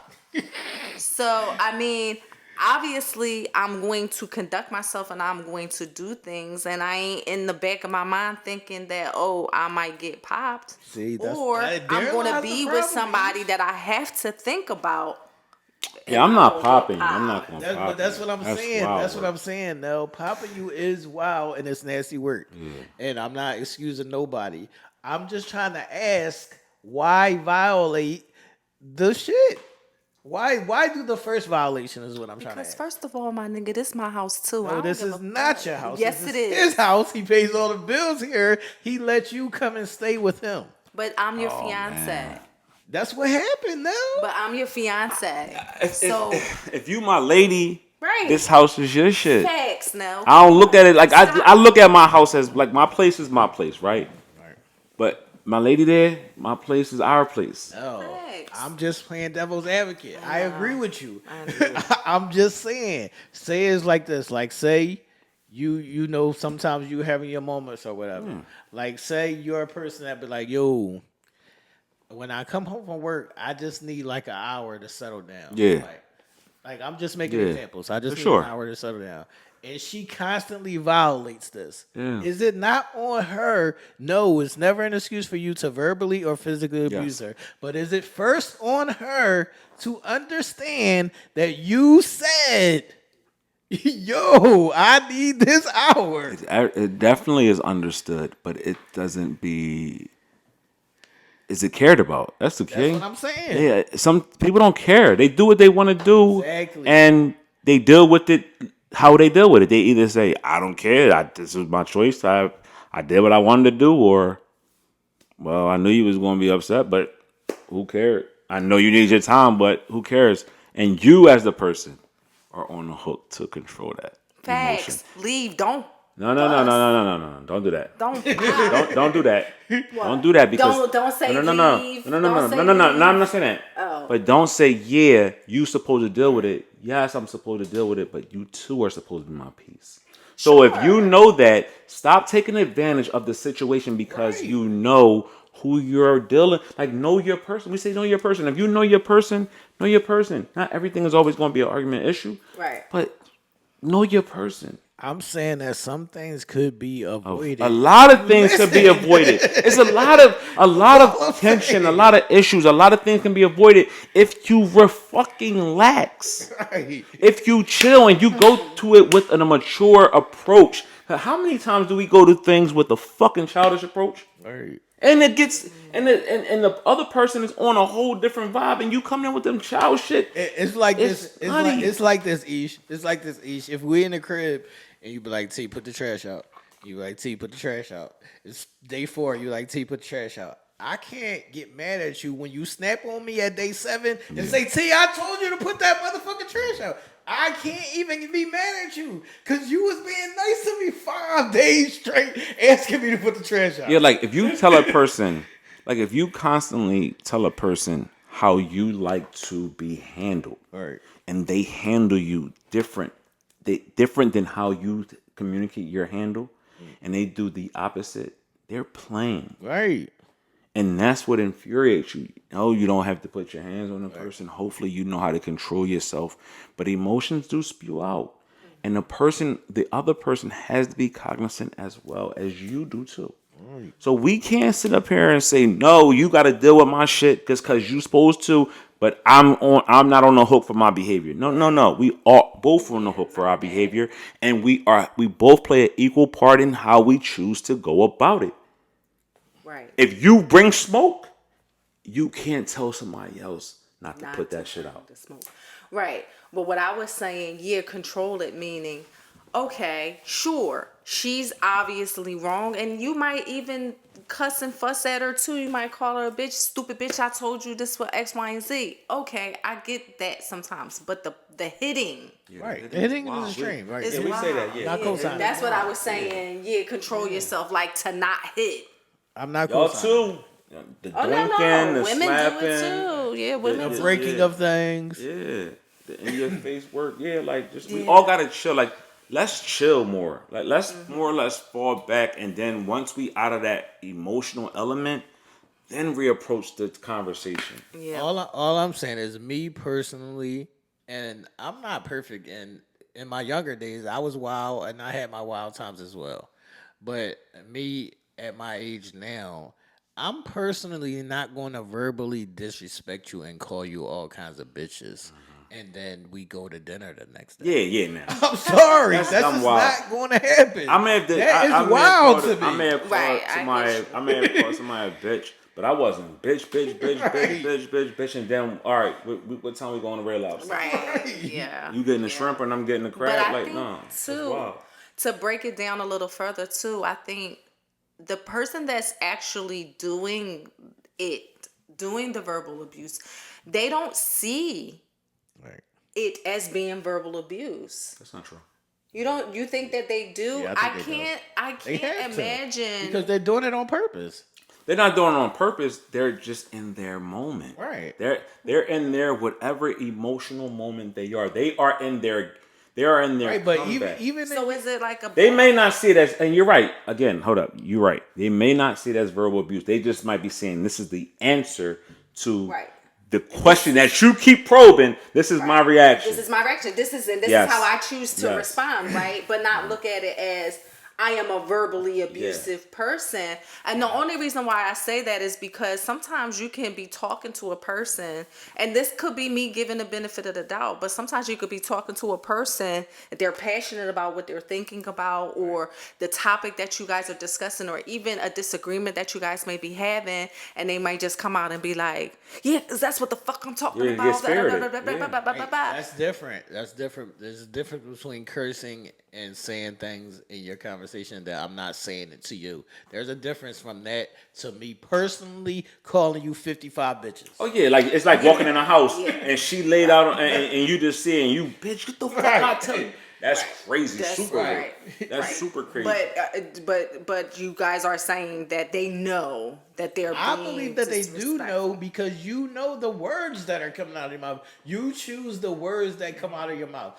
Like, and that just maybe me because I'm a more calmer person, but I know the words that are coming out of my mouth. Before I say these words out of my mouth, I know if I'm saying dumb or bitch. Like, I know the difference. I know, and I'm going to purposely choose one or the other. Like, I know what I'm doing. I think now where we're at, again, you said in our age where we are now, I think yes, we are very, very calculated with those extra words that Right. person can, like, if you having a spirited conversation, y'all having a disagreement, y'all having an argument, you screaming whatever, and y'all just arguing back and forth points. Okay. But when you start, you dumb motherfucker, you stupid bitch, or you ugly bitch, that you can have a blackout moment, but if them shits hit a little hard at our age now, because that shit gonna hurt her. Yeah. That shit gonna hurt him. That shit is meant to like destroy. Yes. That's what I'm saying. So you using that as a bomb. Right. And then do you feel like when people do that and they spew out those type of things, that's really what they be fucking thinking? Could be, yes. Sometimes. That's why I don't do it. Sometimes. It depends on the person. It's just what they got in their It arsenal. depends. Yeah, it's just sometimes it could be an arsenal just to get off a joint because you in your moment. Not everybody is malicious. People just are emotional. Right. Right. And that's maybe what some women feel or see, and why that they continue to deal with them, because they know that they're They know it was a moment. they know it was a moment, or they know that this person is triggered or passionate, and that's how they speak, and they feel like they can deal with it, or Yeah, well, I got a tattoo right here that says "No Mercy" because it means that I don't tolerate any kind of disrespect. I'm sorry, so I don't understand moments of emotion. But then too, you sit there and you say, right? Because people on the other side of that, no mercy, will feel like you're aggressive, right? You can say, I don't take no shit. You're not going to come to me with no dumb shit and expect for me to take that shit, right? But then when you exude your personality and you not playing with that shit, they're going to say you're verbally abusing me. So it's a But that's what I'm it's saying. a thin line for a person who wants to walk that narrative. Now, But you can't say I'm verbally abusing you because I'm not using those words. No, somebody might say you raised your voice, you got loud, you got spirited. Any form of abuse to a person, any form of whatever to a person is that form of abuse to that person. Right, but that's childish if you get hurt just because I've raised my voice. But people gonna sit here and say, "Who are you to judge and say what abuse is for me?" Right? And it's a slippery slope. But two, we're supposed to be grown, Right. and we're supposed to be in control of our emotions. Right. So if we're all taking that stance that we're supposed to be in control of our emotions, then be in control of your emotions all the time. Right. Don't pick and choose that you can be emotional. Right. But when I get emotional, I'm out of control. Right. We both got to be in control, and that's what the stances that we take here is. Cool, we get it. We get people is fucked up, and we get people got these moments, and we got people that is spirited. We got people that is this to that. But make the playing field even. If you have some destructive behavior, don't cry and run like a lamb when somebody gives you that destructive behavior back. But it's not conducive of real love or even positive emotions, because we gotta both check those shits. Right. I think I stand on the side of verbal abuse is worse too, because I could take us having a thing or whatever, us having an argument, and you might break some shit or whatever over. Like, I'm very big on certain trigger words. I'm sorry. Certain fucking words is like, I'm going off the fucking roof. I'm sorry. Yeah. I am going. Like for me, if me and my lady arguing, I'm like, just don't call me out my name. That's what I'm like, saying. Don't pussy me. Don't Right. don't assess. Don't come at my character. Like, we can have a disagreement. You can be mad at me. You can tell me how you feel. You can da.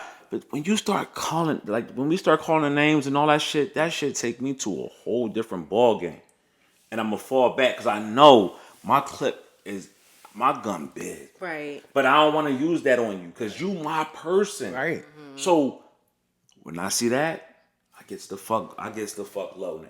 I'm like, I ain't even going back and forth with you because now we got to that line that we shouldn't have crossed, in that disrespectful I'm calling you name line, and that shit scars. And that's why I don't tolerate it. That's why I don't even tolerate it a little bit. Because as soon as you tolerate it a little bit, they can do it.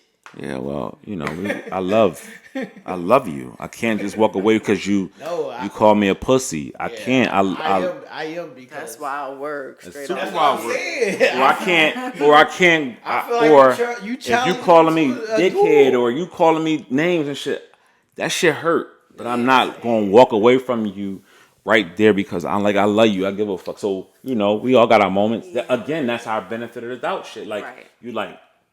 Let me just tell this little motherfucker, don't call me that no more. I'd rather you. We can argue back and forth. I'd rather you break the TV. No. Kick the car, whatever you. What? Did Kick the car? In the heat of the moment. I'd rather you do all these things in the heat of the moment than call me certain words. I'm sorry. Certain words is going to send me over the fucking cliff and that's your ass. Honestly, I'd rather you slap the shit out of me than call me a bunch of names. I'd That's rather you slap the bullshit out of me because you know why? Because I'm not going to hit you back. Slap the shit out of me. I'm like, all right, this motherfucker wild. I'm gonna get up out of it. But the name calling, that shit triggers. Right. So, yeah, that's. But again, ladies and fucking gentlemen, none of it is good. Mm-hmm. We gotta be able to control ourselves. We are grown-ups now. We say we are mature. We say we are no longer kids. So let's start to act like it. Let's diffuse situations instead of engulfing them with more fire. Let's do the necessary works that we can do to strengthen relationships instead of burning them down. Right. Let's create positive narratives, the narratives of distrust, misfortunes, and just broken lines of communication through disrespect.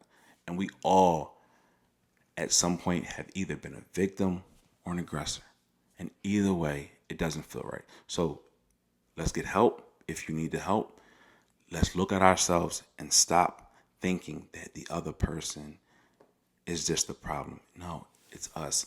You put something out last week, and the post that you posted and said, you posted something about fix it, Right.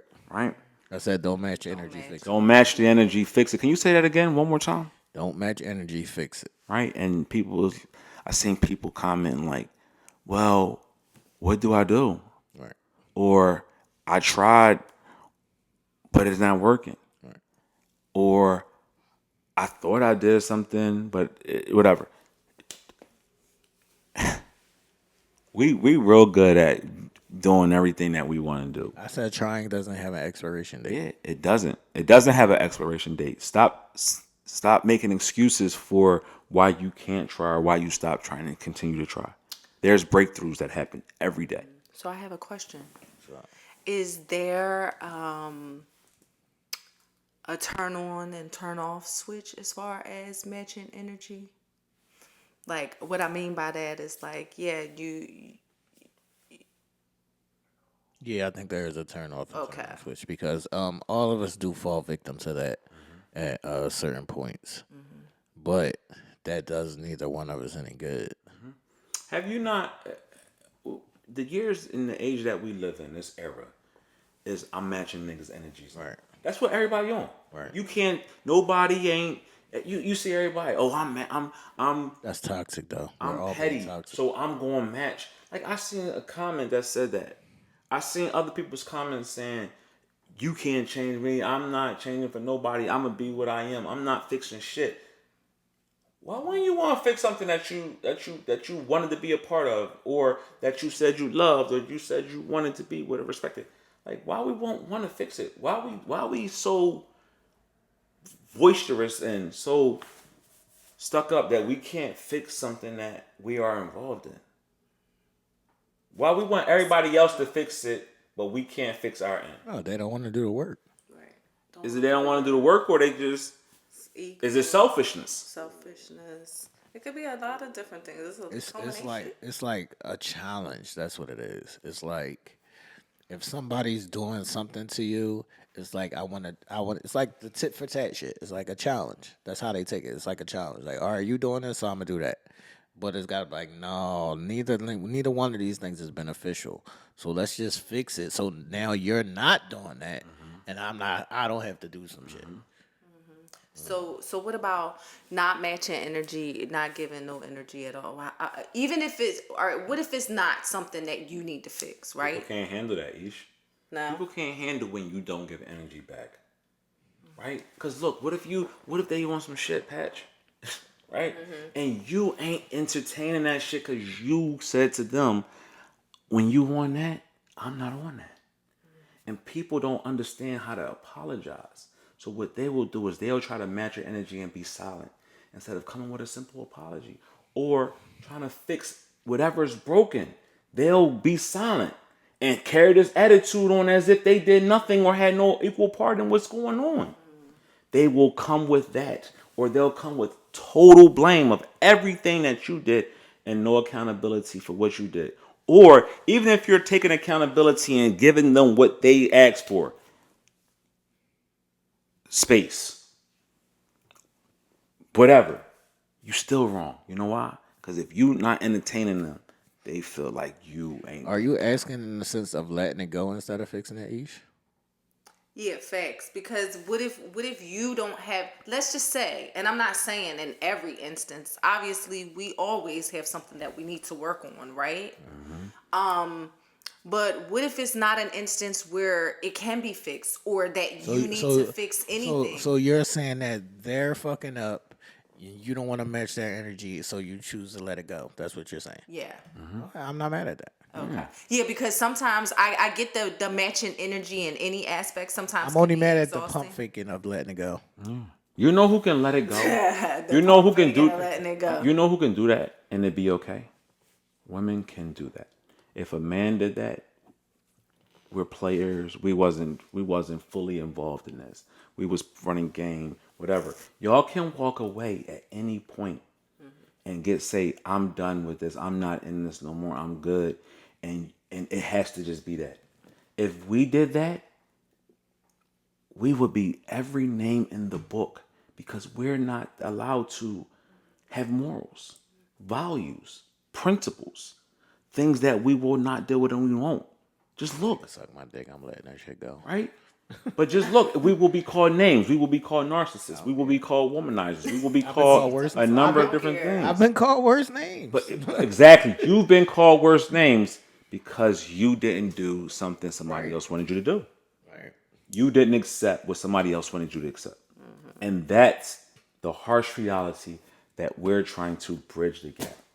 Right. As we sit apart from each other, we're trying to figure a way, how can we sit next to each other harmoniously together? It's simple. It's real simple. It's like I always say, know what your deal breakers are and don't pump fake to let it go.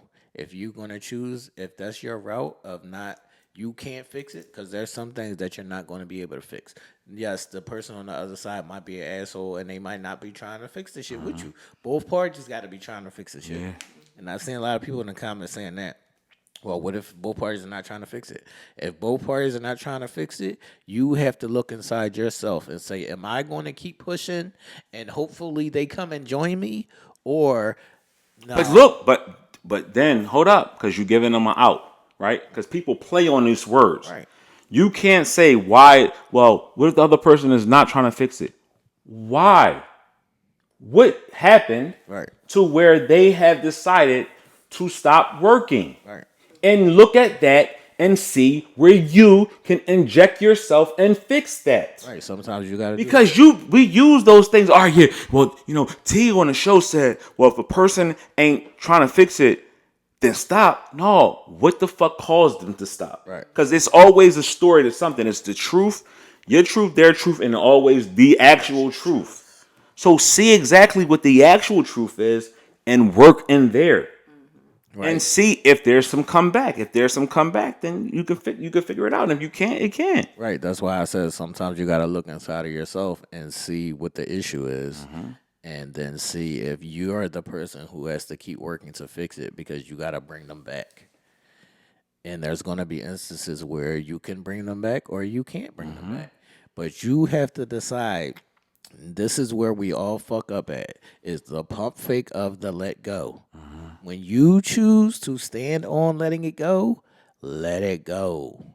Don't 5 weeks later be like, let me just call them and see how they. No, let it the fuck go. Or you choose to let it go. Or let it the fuck up. Or call yourself being upset that they actually let go. Right. Like if you say, yo, all right, I let this shit go. I can't do this shit no more. And they actually gave you, they accommodated your request. How you mad because they accommodated a request that you asked for? Thanks. They just gave you what you wanted. They respected you enough to say, all right, that person said that's what they need and that's what they want. Okay. How you mad at that? So be real. Say, I'm not over this. I was in my feelings. I was hurt. I was going through whatever I was going through. I said something that I didn't mean. Is it reconcilable? Is it not? Don't belittle them and tell them they ain't shit because now you on that and they not. Or you on that and they ain't called you in a couple weeks or a month or whatever, or 2 weeks or entertained. Like, all right, I do want to, before we get into ideology real quick, because we can get in and out of that, I just want to tap back into the verbal abuse versus physical abuse. In that one instance that I was seeing on the show, he had exhibited behavior of controlling and possessive behaviors before. And for her, she said she didn't see it. She wasn't in that scene or whatever. So she said she had only seen it on the watch back. But I want to use that as a cautious tell to people to don't ignore the red flags that you see. If you see these red flags, if you're cool with somebody being controlling possessive, knock yourself out. But if you don't want to be controlled or possessed, you saw it. Let it go. Let it go. Now, as we get into ideology real quick, I'm going to ask the both of y'all. And ideology is a place where we stomp on things that were traditional things or sayings that no longer stand true or things of that nature. So I'm gonna ask the both of y'all, and this will be this week's ideology is. And no, you got to be ready for this one right What's here. up? What's up? What's up? Ideology 101 this week is you are not that busy. Who said? That's what they say to you.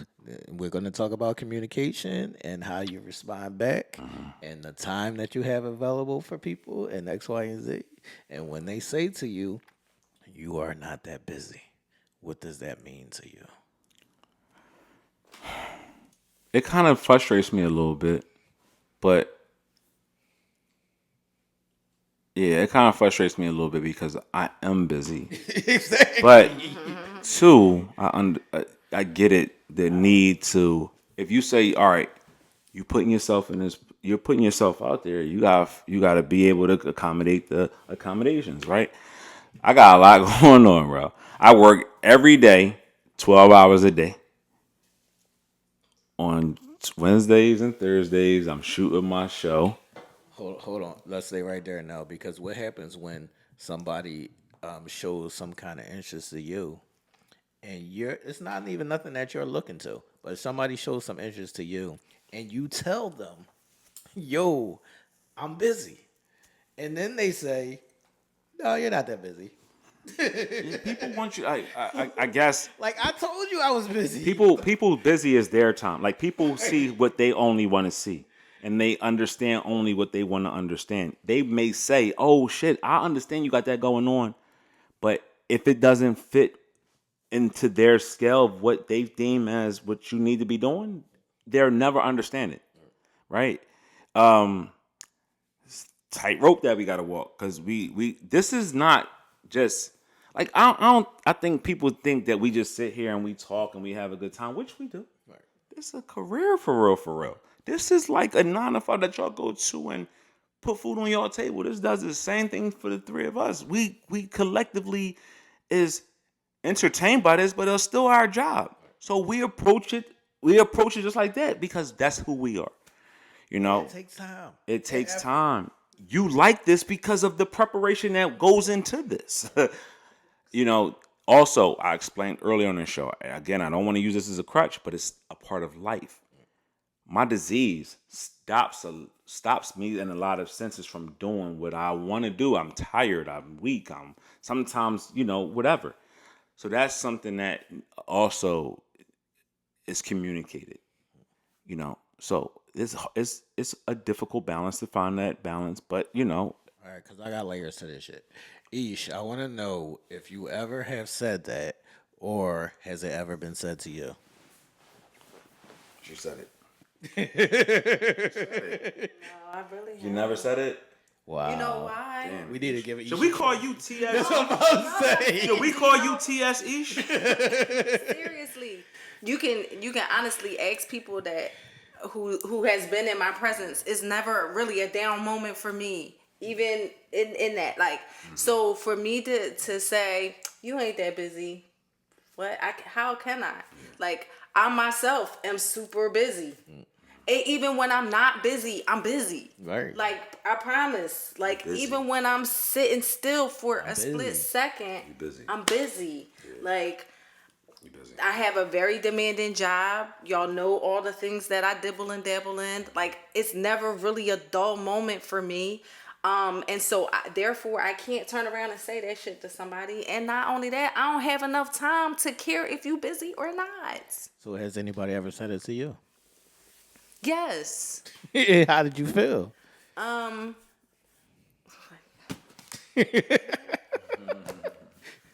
don't know how I felt. I felt like irked. Right. I just felt annoyed and irked, and like certain shit, like what you doing and like something like that. You not that busy. That's a immediately like blockage type of situation. Like I don't entertain it. All right, so I want to break this down like this, right?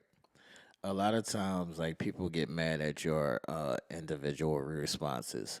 So it may be how you respond to certain texts. It may be how they called you, you didn't answer, you didn't call them back. So your own personal response time, people look at it like you're not that busy.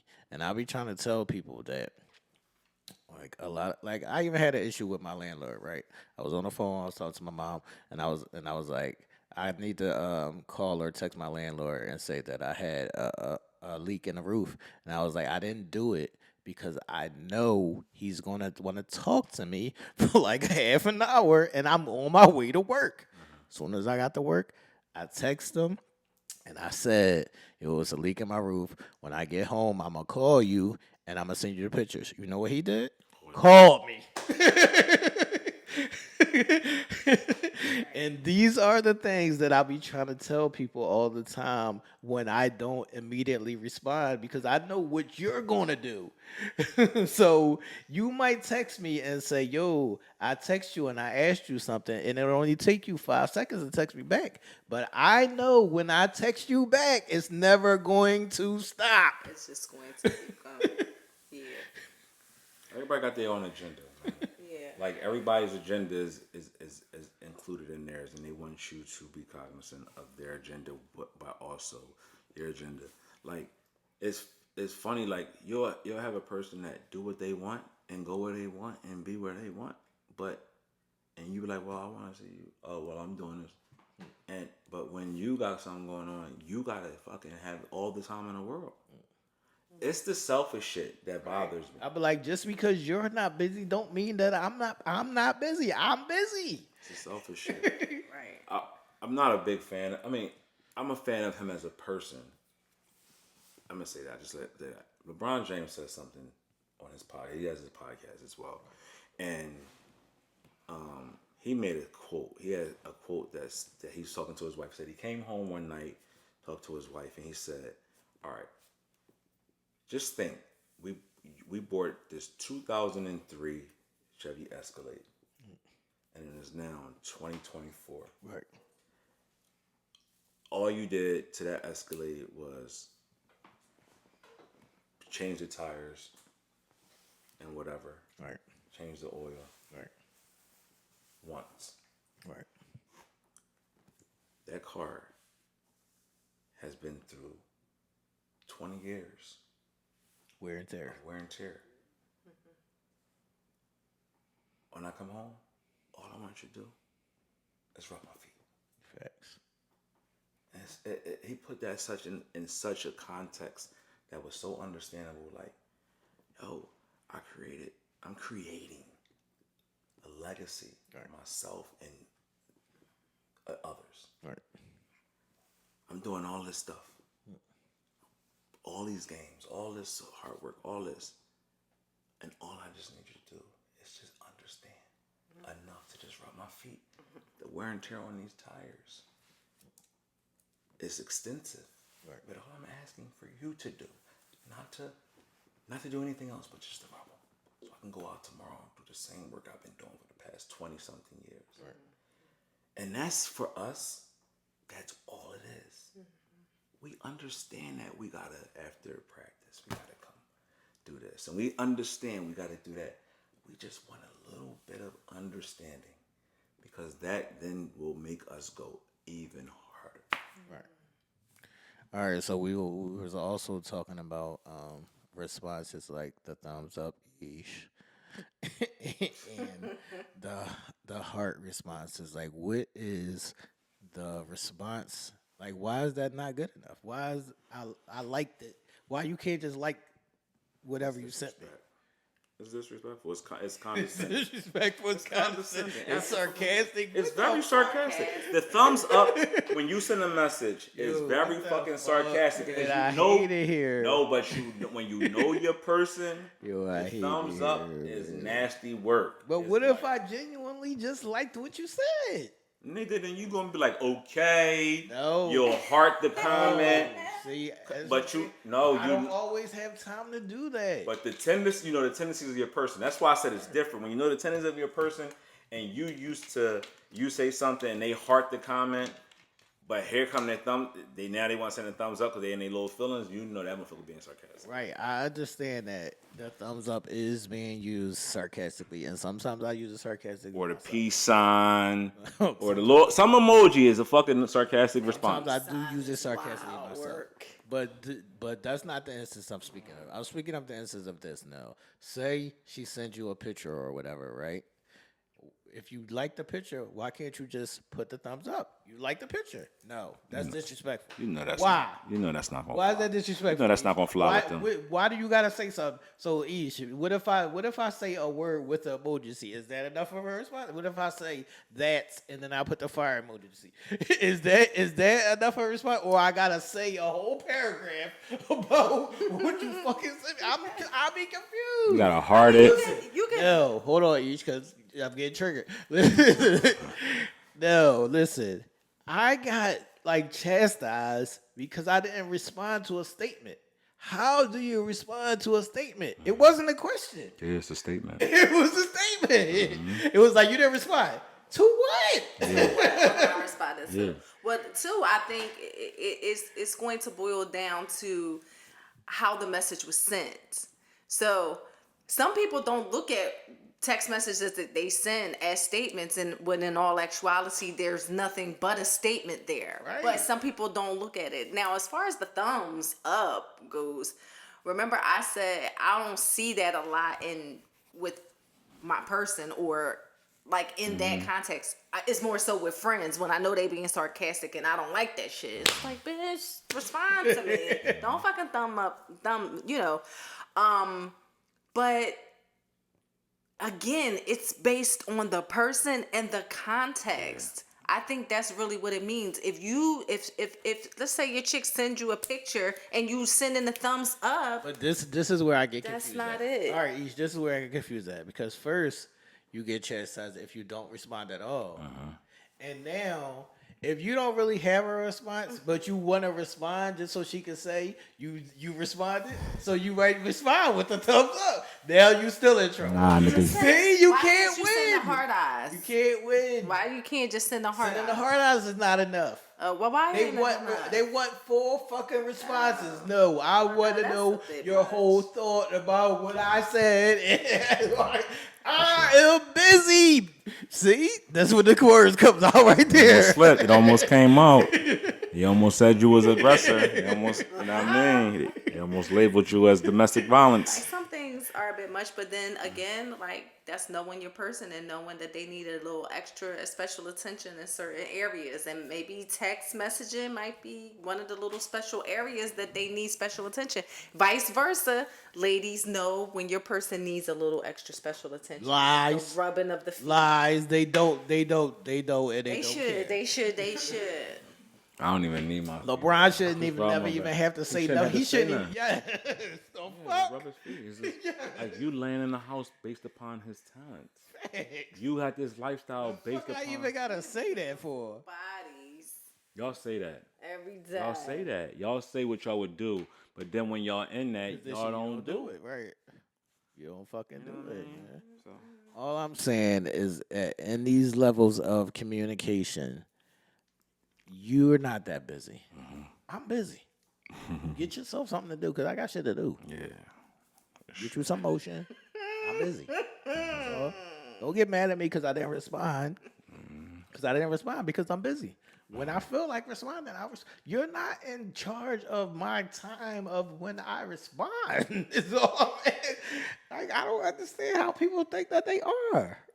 Well, I too feel like if they think that if they're your person, I don't care who you are. I know, but I'm just saying, like, I feel like that's when it comes into play a lot more. Right, Like, and that's from the problem. person. Right. I don't care if it's my mama. If I don't feel like responding until tomorrow, guess when I'm That's going to when I'm respond? gonna respond. Tomorrow.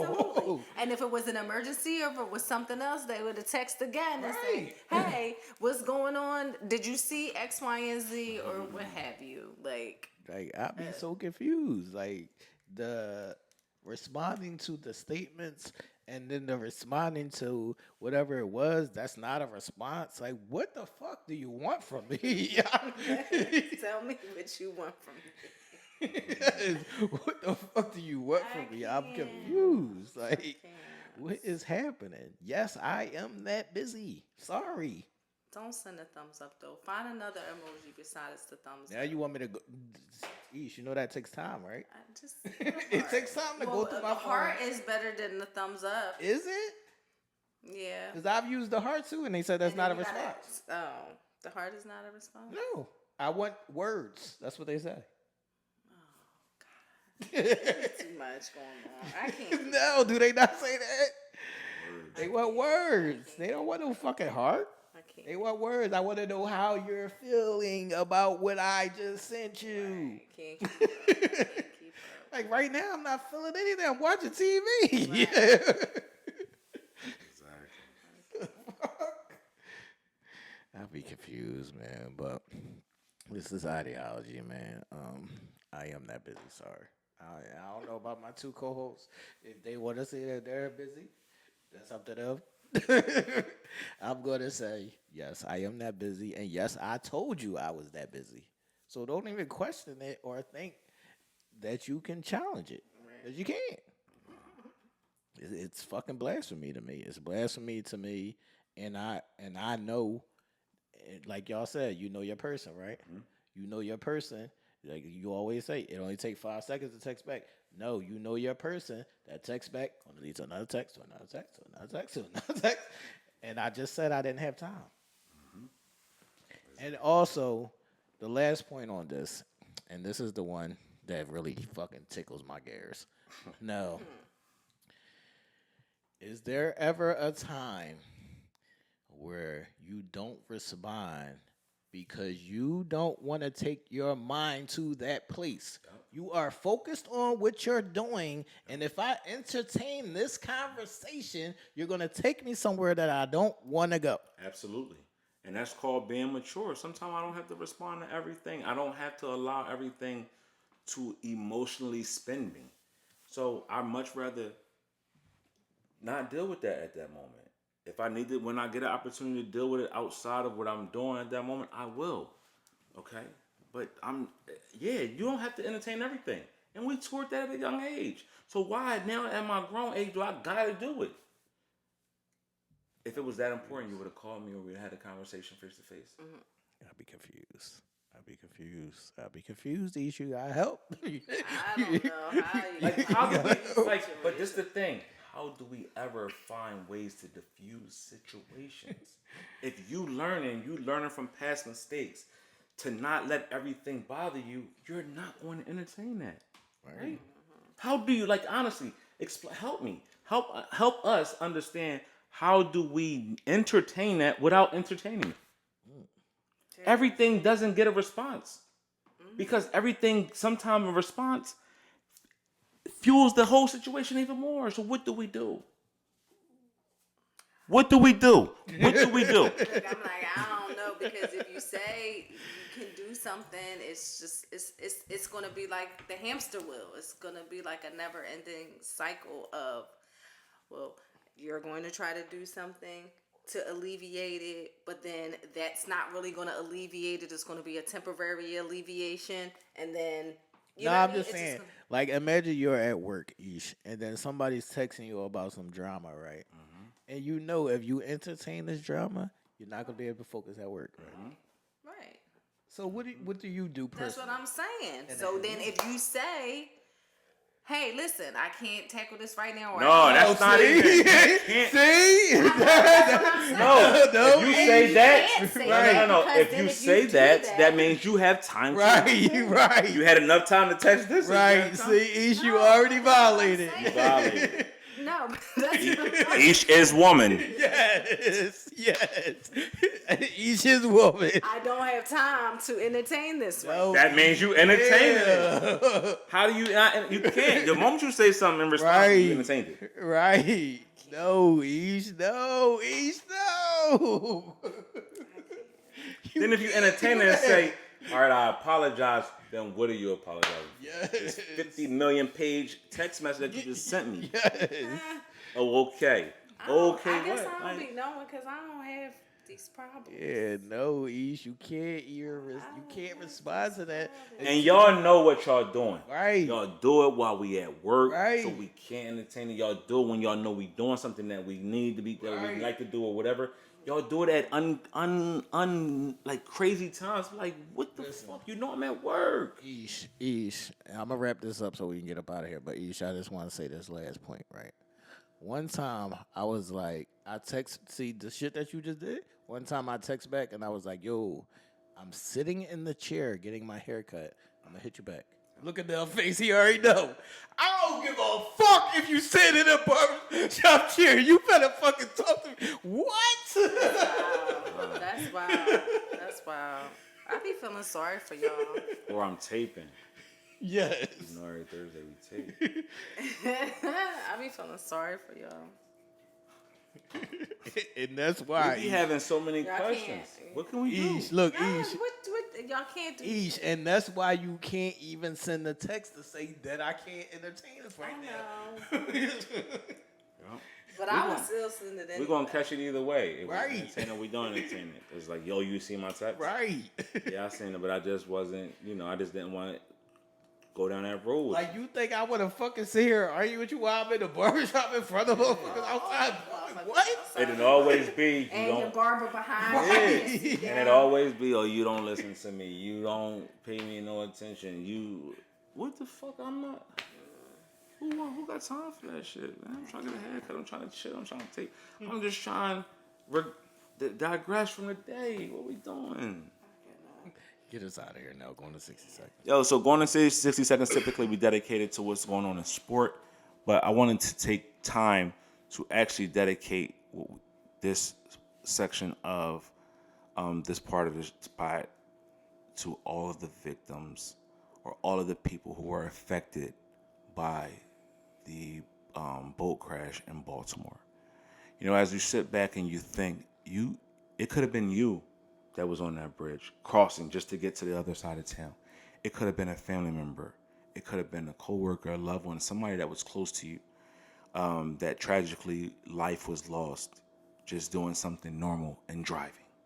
So, this is another instance that we keep getting fed instances where we got to show that how life is important.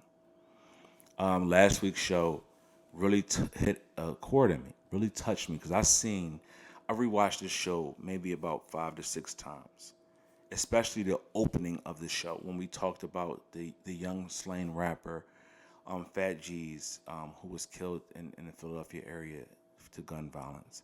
And I seen myself in that kid that was going back and forth arguing. And I said to myself, Darnell, this right here is a wake-up call. God is tapping on your door, on your shoulder, and putting this right in front of you to see clearly. Because typically we don't see video that clear and precise. I use that as God. It was speaking to me, saying, now is the time. Now is the time to get your shit together. Now is the time for you to represent yourself in the way that you speak so eloquently on this podcast. Now is your opportunity to write your story the way you want to write it. Now is the opportunity to do the things that you talk about. And I'm doing it. So, again, I want to take the time out to apologize anyone in my path who I've ever disrespected, made feel uncomfortable, made them feel less than themselves, whatever. I truly apologize to you for that. And I also wanted to take the time out to also say how grateful I am to have life, regardless of whatever I'm facing, as we talked about earlier in the show, with the disease that I'm facing. I am grateful to have life and the opportunity to see more life. And that's what we should all be striving to. We shouldn't be worried about the negative things that are meant to trick us out of our spot. We shouldn't be focused on those on areas that mean us no well-being. We should be living life with the understanding of how we can make life more enjoyable and happier for ourselves and those in and around us. So take the time out to do the self adjustments necessary. Not just say you're going to do them, not just go to Facebook and social media and post something that you're working on yourself, but truly work on yourself. Take yourself out of commission, put yourself under construction, and do yourself a solid in getting yourself sound. Sound mind, sound body, sound psyche, a sound you, because that is the best representation that you can put yourself in and put yourself in front of someone else. Right? Thank you again for supporting all of us and everything that we do, be it Tailor-Made Kicks, which is Wednesdays at 8 p.m., Game 7, which is Thursdays at 7 p.m., Raw Honey, Tailor-Made Kicks, Uncensored Minds, Make It Make Sense, Intimate Conversations, the whole gamut. Anything that represents the three of us, Friday Night Lights, or whatever, we appreciate and love you. Thank you. Any last words, Ish? Have an amazing week. Guys, tap into something new this week. That's my word for the week. Tap into something new this week. Something new, something different. That whether it be a reading of some sort, a movie, a genre of movie, or a genre of music that you haven't listened to before. If you haven't tried to write poetry, maybe try to jot a few lines of poetry. Try something new or different this week, and tantalize some new senses that you might have. You might find a new love for something different. All right, I'm going to say, unlike Nell, I'm not going to apologize to the people that I disrespected. Because if I disrespected you, it was well deserved. However that meme goes. If I disrespect you, you deserve that shit. So sorry. And once again, I am that busy. Sorry. But this is Uncensored Minds, episode 174, people. Y'all have a good one. We out.